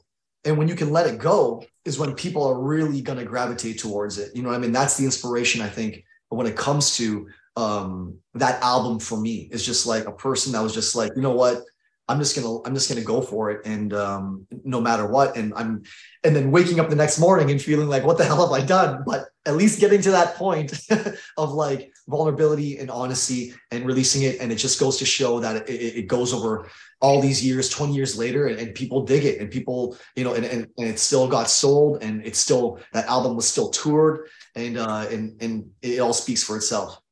Yeah. So two final points about fans and critics and the band itself accepting it as the years have gone by. So in 2003, Pitchfork gave Pinkerton a perfect score and named it the 53rd greatest album of the 90s. And in 2004, Rolling Stone gave the album a new review, giving it 5 out of 5, adding it to the Rolling Stone Hall of Fame. So those are critics coming around, and then the band itself. So by 2008, Rivers reconsidered the album, saying Pinkerton's great. It's super deep, brave, and authentic. Listening to it, I can tell that I was really going for it when I wrote and recorded a lot of those songs. And then in 2010, he said Pinkerton has definitely taken on a life of its own and become more successful and more accepted. As an artist, you have to just do what you believe in at the time, whether it's accepted or not. You just have to keep going with it. So there we go. Inspiring. Yeah, it's awesome. There we go. So album number 4, Neil Young, After the Gold Rush. This comes out in 1970. Why does this album mean so much to you? Neil Young is another artist where you could pick, I don't know, 6 of his albums, and they're all, you know, they're all all-time greats. Yeah. This one kind of, it just, I got exposed to it at just a really cool time in my life. It was the first time I had ever done a cross Canada tour with the old band I played in, White Cowbell, Oklahoma. And we were doing a drive. Like we were hitting all the things. First stop was Lethbridge, Alberta. And I remember this was my first time going out there. It would have been late fall. And I remember I had my little iPod and I had this album, Neil Young, After the Gold Rush. I had it on there. I think I got it from my brother or something. Had it on there, and we were just driving, I remember, through the mountains, and I just put it on, and it starts dum, dum, dum, dum, sailing on. And I was like, oh, this is like perfect for like the scenery I'm going through now. And then the next song came on, Old Lonesome Me, I believe. And then I was just like, oh, this is great. And then the next song, and it just kept going and going. And it had this like, even though it was recorded in the States, it had this feeling of like Canadiana. I like really love the Canadian kind of thing in music. And even though Neil Young got out, it's like Canada's all over all of his works. But there's there's a realness to this album. I think there's a common theme in all these things. But there's like a realness to the band that he's playing with, to the way he sings. It encapsulates just this vision of, I don't know, Canada and driving out west with the band on my first tour. It was right after Joel, we went to school together. It was right after Metalworks. Didn't know if I want to get into the music biz. And then I joined up with this band and they're like, hey, we're doing this month-long tour. And I'm like, I'm in. So it kind of came to me. This album came at a very pivotal point in my music career when I was hitting the road for the first time. And I put this thing on and I'm transported into this like GM Safari van, just driving through. It was cold, but it was cool. Everything was new. It was exciting. You don't know what kind of town you're rolling into, and just stopping at these little places and, going for a little bathroom break in the middle of like the mountains. It takes me to that whole era. And I think all the songs are amazing on the album. And once again, it's a no skip album for me. Every single song, even ending with Cripple Creek Ferry at the end, it's almost like a half song. You know what I mean? It's just love it. So there's two singles, Only Love Can Break Your Heart and When You Dance, I Can Really Love. And nice. There's at least three other really well-known songs on there. So tell me why After the Gold Rush and Southern Man are like quintessential Neil Young songs, even though they're not considered singles. So I believe there's only like 10 songs on the album. So right away, there's 5 songs that are like, songs that the world knows.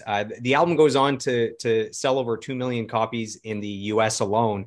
And what's cool is, so why is it called After the Gold Rush? So Neil Young was handed a script for a movie called After the Gold Rush that was supposed to be made. And he, based on the script, he reached out and said, I'd like to make the music for the movie. And he started making it, and the movie just never got made. So he has this album After the Gold Rush that is essentially the soundtrack, or started as the soundtrack to a movie.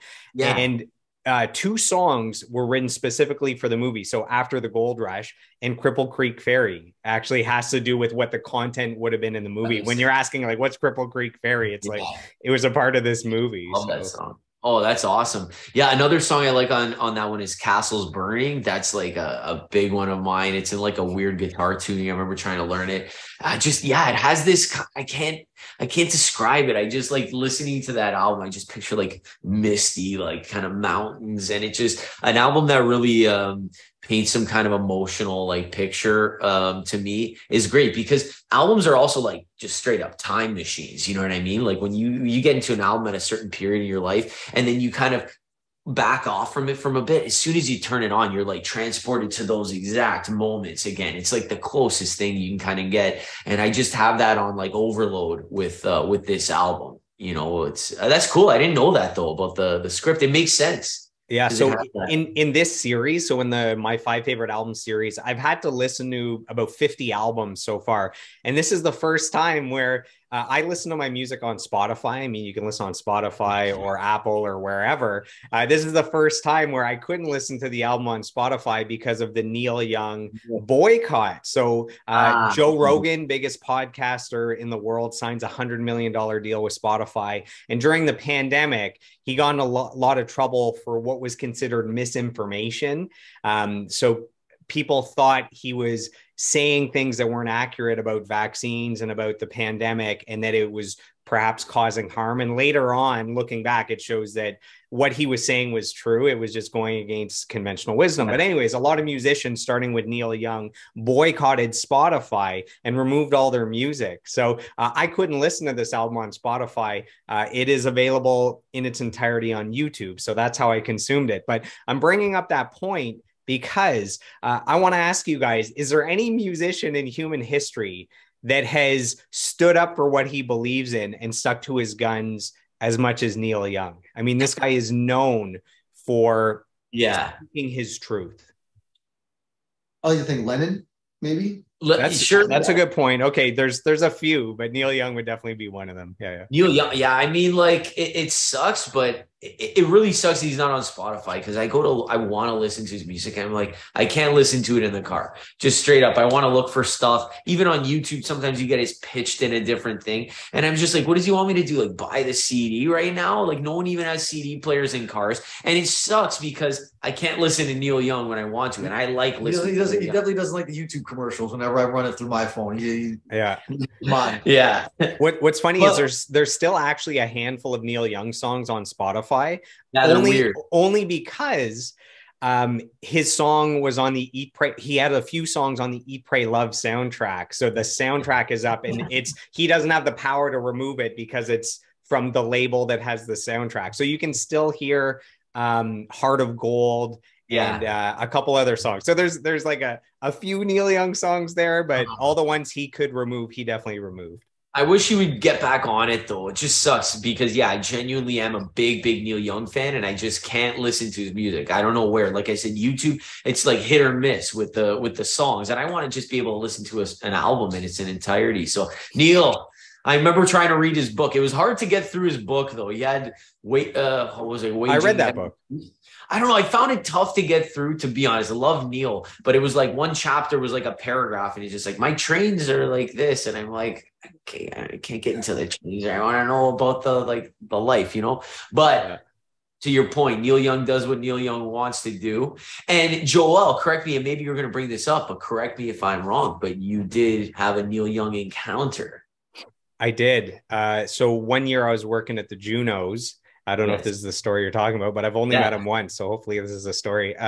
So I was working the Junos, and my job was to bring the celebrities as they arrived at the venue, bring them to the backstage area, and then bring them to the stage when they're going on. And at one point, I'm just walking, and I guess I'm distracted. So I'm walking into the room here, but I'm looking this way, and I turn into the room, and there's just Neil Young. There's nobody else. There's Neil Young and I. And I turned into him, so I didn't get a moment to like collect myself. I was like thrusted into the universe of Neil Young, and I turn and he's just there. And it's probably the only time I've been starstruck. And I think it's because, one, it's Neil Young, so there's a human being, but there's like this whole history of music like in that person, So it's like you're looking at this living, breathing embodiment of the history of music, and he's so iconic that it's hard to see him as a physical person. It's like, he's real. Like he's not just this icon or this myth or something. And also that I turned into him. So I had no like heads up that this was going to happen. So that's my random Neil Young story. That's amazing. The reason I remember that is because I think you asked me if I wanted to help out on that, and I had a show that night. And then later I remember hearing you're like, I saw Neil Young. I'm like, what? I made a grave mistake not going. Yeah. Should have ditched cancel on that gig. But that's amazing. Yeah, Neil. I talk about this a lot, but it's like when people are asking us why we, come down to California and stuff. And it's like Canada had a great folk scene. It still does. But, Neil Young, Gordon Lightfoot, I always use those two as like the guys. They're from the same kind of scene. They were part of the Yorkville like thing. But Neil Young got out of Canada, went to the States. Gordon Lightfoot stayed in Canada. Now, down here, people know who Gordon Lightfoot is, but they know him for the, the crash of the Edmund Fitzgerald and maybe Sundown. I don't know what his... Read My Mind or whatever. You could Read My Mind. Oh, yeah, but that got remixed too. So he has a few hits, but like Neil Young came down here, has just so many hits. And I feel like, that might be a bit of an example of if Gordon Lightfoot was down here, he could have had a bit of a big thing. I guess I'm making a bad point. It sounds like I'm not saying good things about the Canadian music industry. I don't mean it in that sense. I'm just saying when you're down in the States, like you're so close to so many major markets and so many people, different radio stations, that you can just get amplified and get in front of so many more people down here, you know. And Canada does a great job. I love the whole Canadian content. Like I said, I'm a big Canadiana guy. I know Chris is a big Blue Rodeo guy, you know, so we love that stuff. But I always find it interesting that Gordon Lightfoot and Neil Young, same cut from the same cloth, you know, but one came to the States and really became this rock legend of legends, you know, and then Gordon Lightfoot, Canadian national hero, but like kind of outside of Canada, I was like, oh, yeah, Gordon Lightfoot, you know what I mean? So it's just, I find that fascinating with, yeah.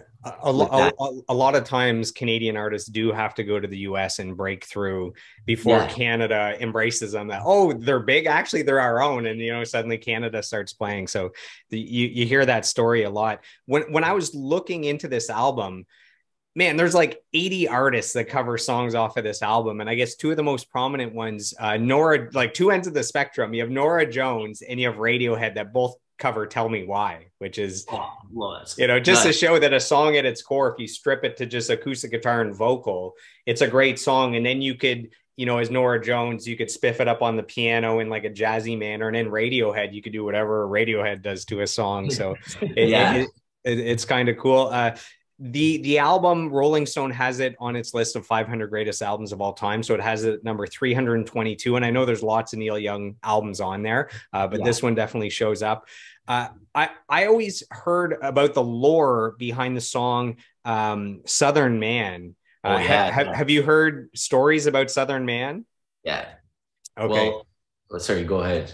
Well, if you know stuff and you want to share, you can go ahead. And well, all I know is that Sweet Home Alabama was the response to Southern Man, because Southern Man is Neil Young talking about, I guess, all the things he saw in the South and how backwards it was, and, you know, Southern Man, you better, you know, all this stuff. And then Leonard Skinner came out with Sweet Home Alabama.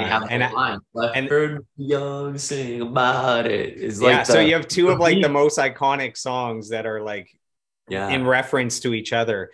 So I thought that was cool. And so with Neil Young, it was Southern Man, and it also his song Alabama. So those two together were like bashing the South. So it was the two of them combined.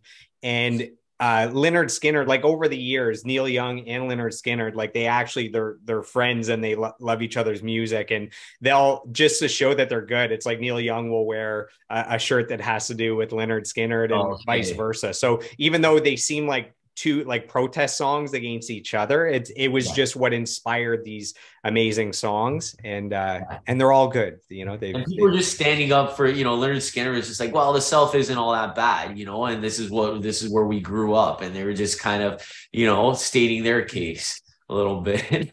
But that was cool. Neil Young's always great on the protest stuff too. I mean, 4 Dead in Ohio. That was about the shootings there. And he always kind of touches on really cool topics, and just has like great grooves and songwriting behind it. That's what's so cool about it, you know, about Neil Young.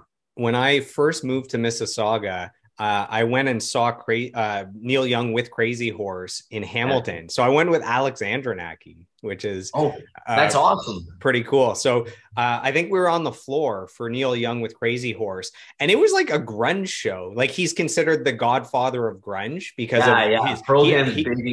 he has distortion in some like really old songs, so they call him the godfather of grunge. And it was like I was seeing Nirvana. Like it was like a grungy show when he has Crazy Horse with them. Oh, nice. That's awesome. That's pretty epic that you got to saw that lineup. Yeah. So we got one more album, La Bamba soundtrack. This is different. We got a soundtrack here, and 8 out of the 12 songs are the band Los Lobos. So it's almost like a Los Lobos cover album. What can you share with our listeners about this album, Chris, if they haven't heard it yet? Oh, geez. Just, you know, when we talk about, you know, everyone talks about, like, you know, what inspires you guys to be doing songs of this era, you know, whenever after the show, a little bit of the older cats that like ask us after they're done seeing us play. This is my reason, you know what I mean? This album is my reason for doing what we do, and just you know, a lot of cool things, a lot of cool facts about that. You know, especially, you know, the whole history of like the day the music died, of course, with Richie Valens and you know, the 90s movies that depicts, you know, these artists, and this La Bamba soundtrack was just, you know, one of the main reasons why I got into this band, why I love Lou Diamond Phillips, he's the best. And also this era of music, like I said, like across the board, you got a rock and roll banger like, you know, like La Bamba, or like Come On, Let's Go. And then you have like these love songs about like, you know, Donna and We Belong Together. And I think I'm very cheesy.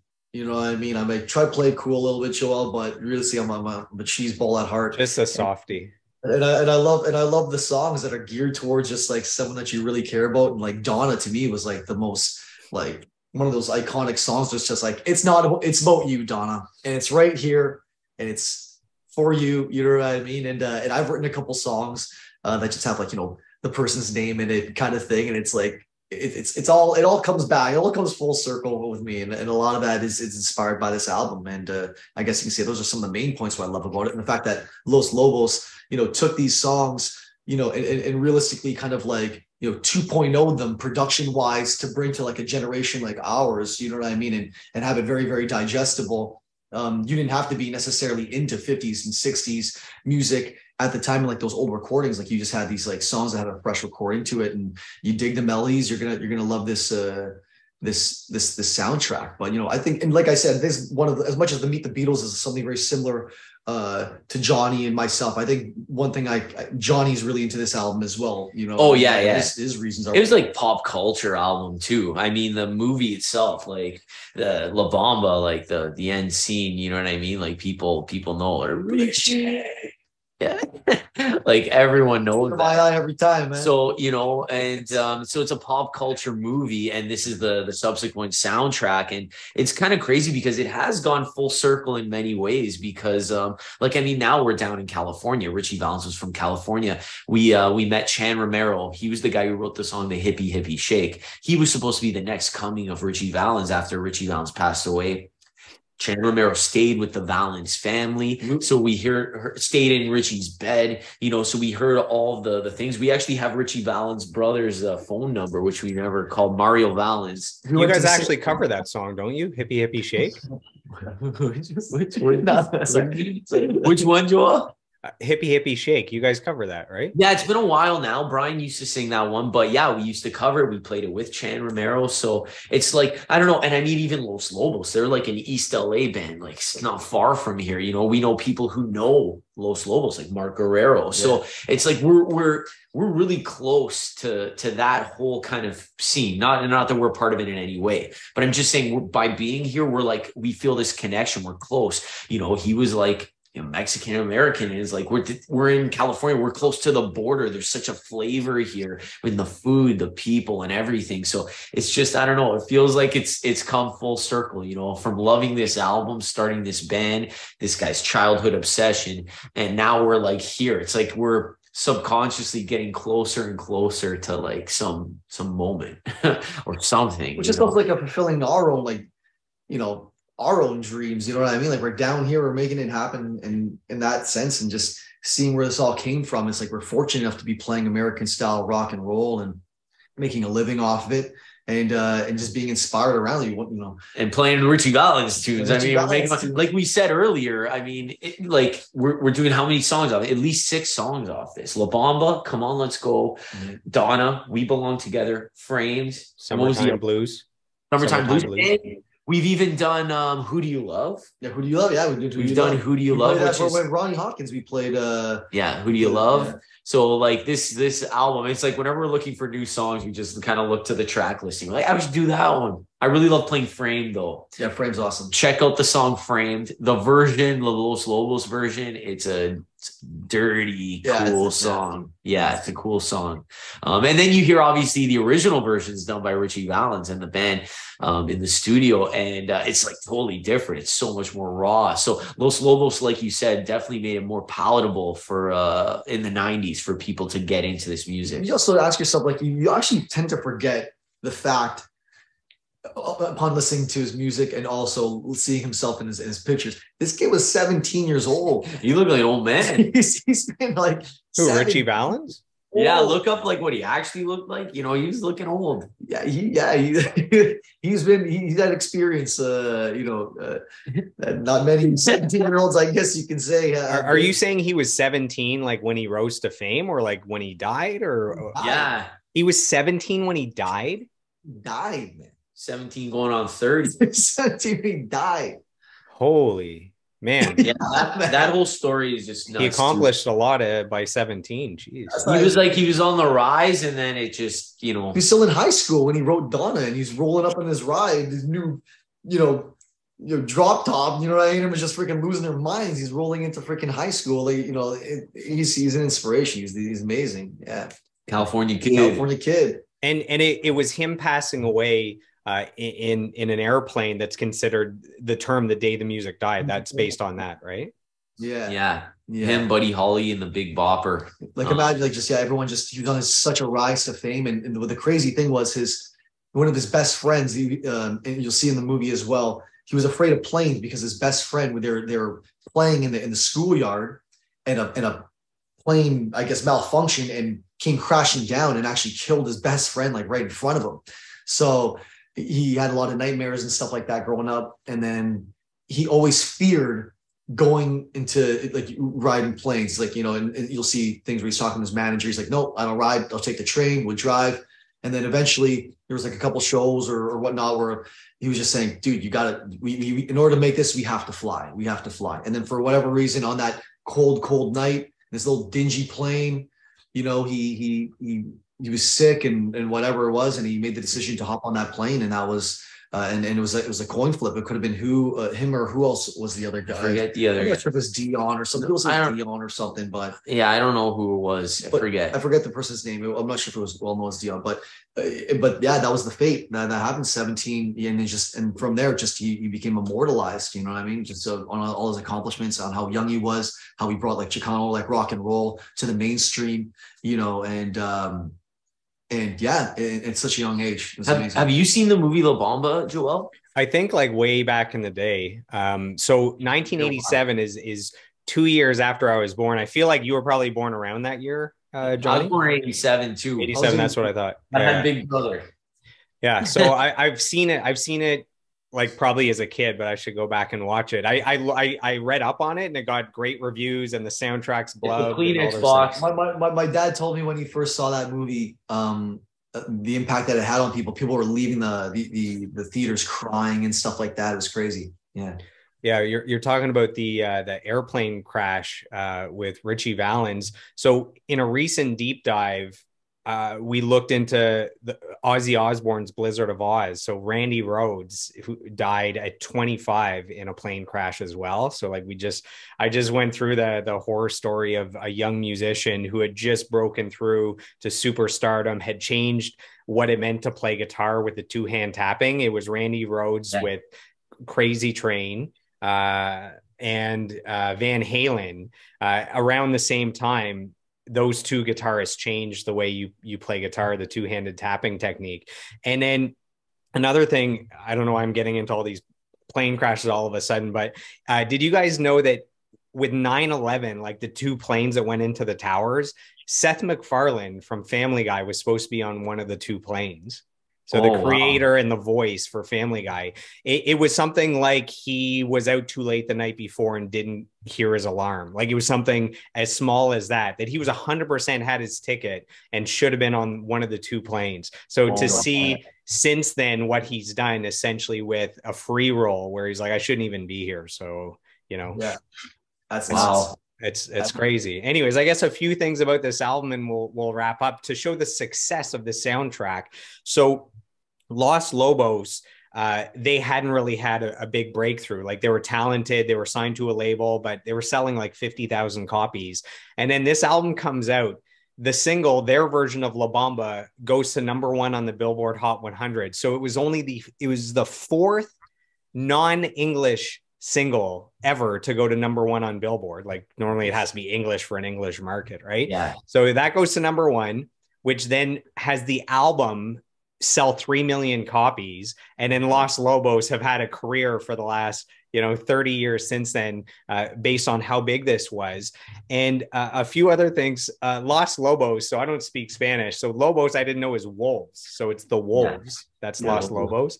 And they actually, you mentioned that they're from LA or California or whatever. So they actually were first called like the Wolves of North California. It was something like a really long name, and there was copyright troubles, and they ended up shortening it down to just the Wolves. So they were the Wolves of, like, I don't know, Eastern Los Angeles or something. Yeah.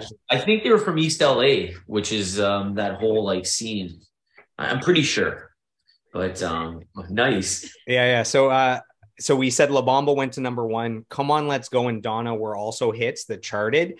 And then I always reference Rolling Stone's 500 greatest albums of all time and Rolling Stone's 500 greatest songs of all time. And 4 of the songs on this album are on Rolling Stone's 500 greatest songs of all time. So you have La Bamba, you have Lonely Teardrops, you have Summertime Blues, and the Bo Diddley song. Who do you love? Yeah, whatever the Bo Diddley song one is one of the higher charting, number 133 on the 500 greatest albums. So just on one soundtrack, you have what are considered 4 of the greatest songs of all time. No skip. Yeah. So Rolling Stone agrees with your choice, Chris. And we, on the last interview with you guys, we dove into your experience with Ronnie Hawkins quite a bit before he passed away. And you mentioned a little bit. So Who Do You Love? This is actually on the Wikipedia for this soundtrack. So like one of the biggest soundtracks ever. It says this: Who Do You Love? With that song, it says rockabilly singer Ronnie Hawkins performed Who Do You Love during the live engagements as early as the 1950s. So that song, Who Do You Love, is actually associated with Ronnie Hawkins when it comes to the history of the soundtrack and the song. So I thought you guys would appreciate that. You said you played that song with him or something? Well, we didn't cover it. We covered it, but we played the final show at his famous property up in Peterborough. And it was cool because Ronnie was kind of sitting there. He's sitting with Chris Christopherson. They're good buddies. And they were just sitting, kind of everyone would come up to them. He'd kiss the hand and say, "Hey, Ronnie, we're Sounds here." Sounds like The Godfather. Yeah. It was like The Godfather. But they managed to get Ronnie up on stage. So we had never seen Ronnie play. He was in his 80s, mid 80s, and he got up there and played Who Do You Love? And I have it filmed on my phone. I do too, yeah. And that was like the only time we ever got to see Ronnie play live. And you could just see this kind of sparkle, this like this old school way of entertaining, that it was still there, even though he was old, he maybe wasn't moving. He was just, you know what I mean?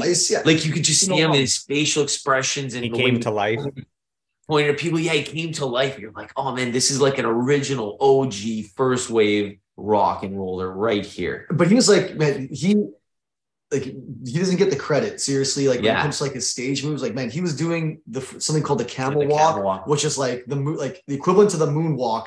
And like he's doing somersaults, he's doing flips. He was like a gymnast, I believe they said, right? Like no one can entertain like that. I know, like who's doing this stuff. You know what I mean? Like to the way that he did it, you know what I mean? And all the iconic like stuff, you know what I mean? Like I said, the dance moves, the aerials, you know what I mean? The engagement, like he's great. It's so sweet that we got to meet him. And also recently, we just played in at Lakefield. That was the one we're doing. Oh no, Huntsville. Yeah. Was it Huntsville? I think this past gig. Yeah, when we were. It was a Lakefield gig, wasn't it? It was the Lakeville gig though, wasn't it? That they came out. I don't know. I'm pretty sure that was the outdoor. It's all a blur. Oh, no, it was the small. It was Lakefield. So it was Lakefield. Lakefield. We played a gig at the theater, and the Hawkins family came out. Wanda Hawkins, her sister Dana, and also their son Ronnie Hawkins Jr. Came to see us. It was nice to see them. This has just happened like a couple of weeks ago. They came to come see us, and they were talking about about another show that they'd like to get us on when we're back. Oh man, they're such great supporters of ours. We're so happy to know them and grateful that they appreciate what we do, and we're trying to keep the torch alive, rock and roll. So then they came out, we played 40 Days for them, the one that Ronnie rocked, and just told a little story about it, and showed the praise. It was great. Yeah, shout out to the Hawkins family, we love you. Yeah, Leah too. Yeah, love it. Powerful shout outs. So one final point about Los Lobos, and then we'll wrap up. Would you believe me if I said that the first concert I ever saw was Los Lobos? Would you believe that? No, what? Yeah, I can't even take credit. So I was so young. My parents took my sister and I to a concert. I was so young. All I remember was I wanted pizza. So I didn't care. I didn't know who was playing. Music didn't mean anything. It was like, can I get pizza? Yeah. Can I get pizza? Can I get pizza? And listen to this bill. Los Lobos was there's 5 artists. Los Lobos was the opener of 5. Okay. So Los Lobos, Wilco, Ashley McIsaac, Sheryl Crow, the Tragically Hip. That's my first show ever. Is Los Lobos is the 5th, like the opener of 5. So that's what created the music, the infusion of music by osmosis. Yeah. Full circle, Joel. Full circle, my friend. How cool is that? That's epic, man. That's epic lineup. Yeah, and I've reached out to Ashley McIsaac, and I sent him the original poster, and I said I was at this show as a kid, and he was like, "Man, that was the best show ever." It was another roadside attraction with the Tragically Hip. So Ashley McIsaac and I have talked, and he'll be on the podcast at some point, just like tying all of this together. So as we wrap up, do you guys have any honorable mentions for your favorite albums outside of those? So you're a little, arms behind the back, you had to kind of pick 2 each and then 1 sharing. But now if you just want to onslaught, let out any amount of albums that you love that our listeners should check out, 1 at a time, so you're not fighting. Go ahead. And Justice for All, Metallica. 12 Inches of Snow. From who? What is that? Frank Zappa? From Snow? How dare you? We were listening to it yesterday. It's probably amazing. That's a good one. Good one, yeah. Californication. Onyx, Back the Fuck Up. Okay, give the artists as well. I know Californication, they'll know it's Red Hot Chili Peppers, but give the artists as well. Yeah.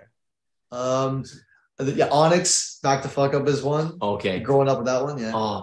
I know this is weird. This is a recent album, but this has definitely become a favorite of mine. I'm a big King Gizzard fan. King Gizzard and Lizard Wizard. They have an album called Omnium Gatherium. I think that's how you say it. This album is just great front to back. It is going down as a favorite of mine of all time. What else is there? Dude, every Friday, I look at the new albums that are released. I swear to God, every 3 months, King Gizzard has a new album. Yeah. Every 3 months, there's a new full-length album. So I don't know what these guys are doing. Next level releases. Yeah. No, I was gonna say Green Day Dookie. Oh yeah, one of my favorites. There's too many. Every Beatles album, Sgt. Pepper and Abbey Road are also huge. Offspring Smash. Nirvana's Nevermind. The Guess Who Greatest Hits album is amazing. I used to have that thing. It's every song is just amazing. I know it's a greatest hits album, so that doesn't really count. That's okay. People choose Queen's greatest hits. There's some greatest hits that are just iconic greatest hits albums. Yeah, the Queen greatest hits is great too. It's so hard being in music. It's so hard because your tastes change. When I was a certain age, it would be something. One of the ones that stuck out the most. Yeah. These ones are the ones sticking out that shaped. Okay, I'll switch it up a little bit. Are there any favorite albums that you guys have that would kind of shock our audiences? So they might look at you and think, oh, they like the old school rock and roll. Are there any almost either guilty pleasures or something that's far out of left field that you love? I liked Aqua's album. Aqua, with Barbie Girl on it. Song on that. I love Aqua. With Barbie Girl and Mr. Candyman. I love the candy. Mr. Jones. I love the guy. Chris, that album is one of the very few diamond selling albums in Canada. So No Aqua, that album is 10 times platinum in Canada. Does not surprise me. That song, that album is great. Every song is so catchy. I can get into Aqua. I did not expect that at all. I didn't expect it. Johnny, do you have any other ridiculous albums? I probably do. I can't really think. I think the only ridiculous band that I'm like actually into is Kraftwerk, and I like, but I don't know. That might be cliche. They're considered one of the greatest of all time, but maybe our audience just wouldn't associate you with that album. Yeah, like the album Computer World is like, I got that in grade 7. Me and my buddy grabbed it, and I burnt a copy because we both paid for it, and I got the burnt copy. Shout outs to Dan. But yeah, Kraftwerk, Computer World is straight up sounds like you're in a computer. That is an album. We were listening to some of it the other day. That is yeah, playing poker. That stayed with me for my whole life. And yeah, you can come down and play some poker with us, Joel, man. Hey, I'd be able to pay for the whole trip if I did that. No, I'm just joking. No, I know. Chris knows how to play, anyways. GM, did we play once? I was always inviting you, but you were too busy. Okay, cool. So, final question: we have a tradition on the podcast where we have the guests leave a question that I'm going to ask for the next guest. So, without knowing who the next guest is, male or female, don't know what industry they're in. You just provide a question, and it's a chain that runs through all the episodes. So think of your question. And in the meantime, I have the question from the last guest. Okay. So just a few days ago, I already mentioned this guy. I had Matt Starr, who's the drummer for Sarah McLachlan, Buffy Marie, Foo Fighter side projects, Lisa Loeb. His question is, what event made the hair on your arm stand up just by being there, almost having an out-of-body experience? Anything come to mind for you guys? Any concerts? Concert wise? Any event. So I assume concert, but maybe there's, maybe you saw Tony Robbins and you got that feeling. I don't know. I guess you can say an event that made I'd say more of a personal event. You know what I mean? Like when I was in high school and I did the talent show, and I remember going to the front and grabbing the mic and then hearing this like roar, and then it gave me goosebumps. And I think that's maybe one of the main reasons why I'm still doing what I do today, I guess. That's a good answer. I didn't think of that. Yeah. Could be any event that made the hair stand up.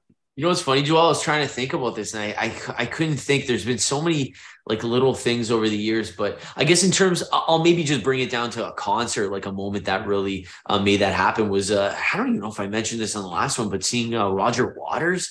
Like this was maybe 2 years ago. I remember just going in and with my brother. My brother's like, "You have to come." I'm like, I don't know. He's like, "Yeah, come."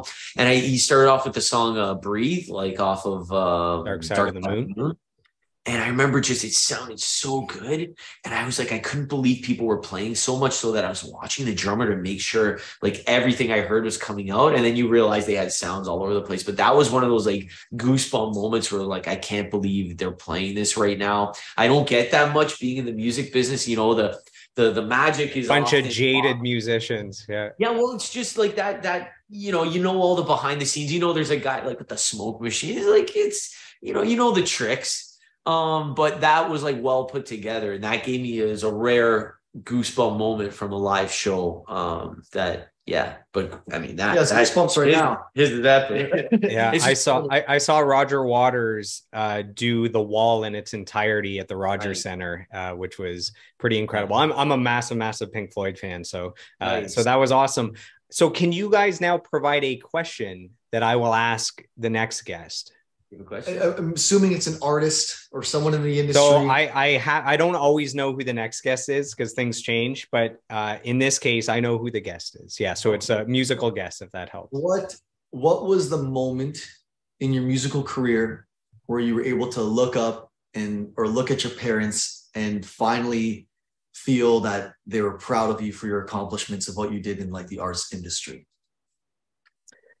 Perfect. So the next guest is season 3 Canadian Idol winner Eva Avila. So she has a platinum album to her name. And what's so funny is, speaking of Pink Floyd, she is currently, you know how there's like massive Pink Floyd cover bands? Like there's the official Australian Pink Floyd band, there's Brit Floyd, there's So she is one of the singers in one of the big in Brit Floyd, one of the biggest touring Pink Floyd cover bands. So it kind of ties all of that together. So I will ask Eva Avila, and we will find out the answer. So now, as we wrap up, where can our listeners find you guys online? So website, social media, if they want to stay in the loop with upcoming shows, with new music coming out, if they want to slide into the DMs and maybe book you for a private gig, or just say, hey, I love the deep dive interview, where do they go?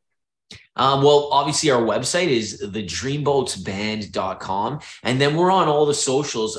Like I said, YouTube, search the Dreamboats. We have a really cool half-hour episode series called Keep It Dreamy, documenting the ups and downs of being here in California. It's really well done.